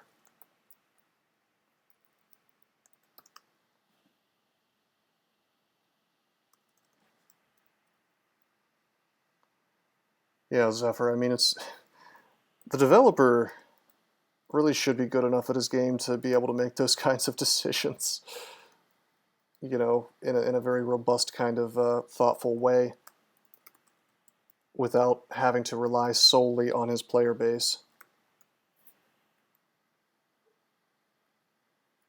Alright. Well, I'm gonna go eat some mac and cheese. You know, we did 2 runes, we did elf. Made a good bit of progress. It's a little bit slow because it's a necromancer and it's well, it's an air elementalist, but it's yeah, it's a pure caster and it's a human, so he's not super strong. Hardwood, yeah. Why am I unsurprised that the Westnot devs suck at their own game? You know, that's good God. They don't even think a multiplayer is like a meaningful thing, right?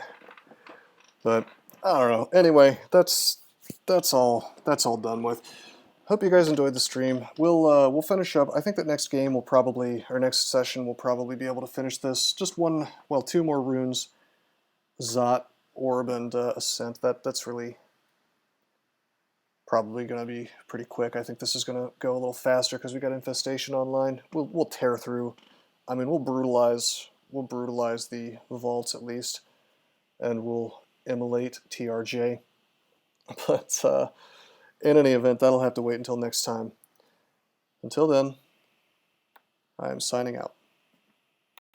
Did you know that there are many ways that you can help support this channel? Read about them on rosecrypto.com/support. At Rose Crypto, you can learn all about cool things like the Brave web browser, Bitcoin, and other cryptocurrencies. Thanks for watching, and don't forget to like and subscribe.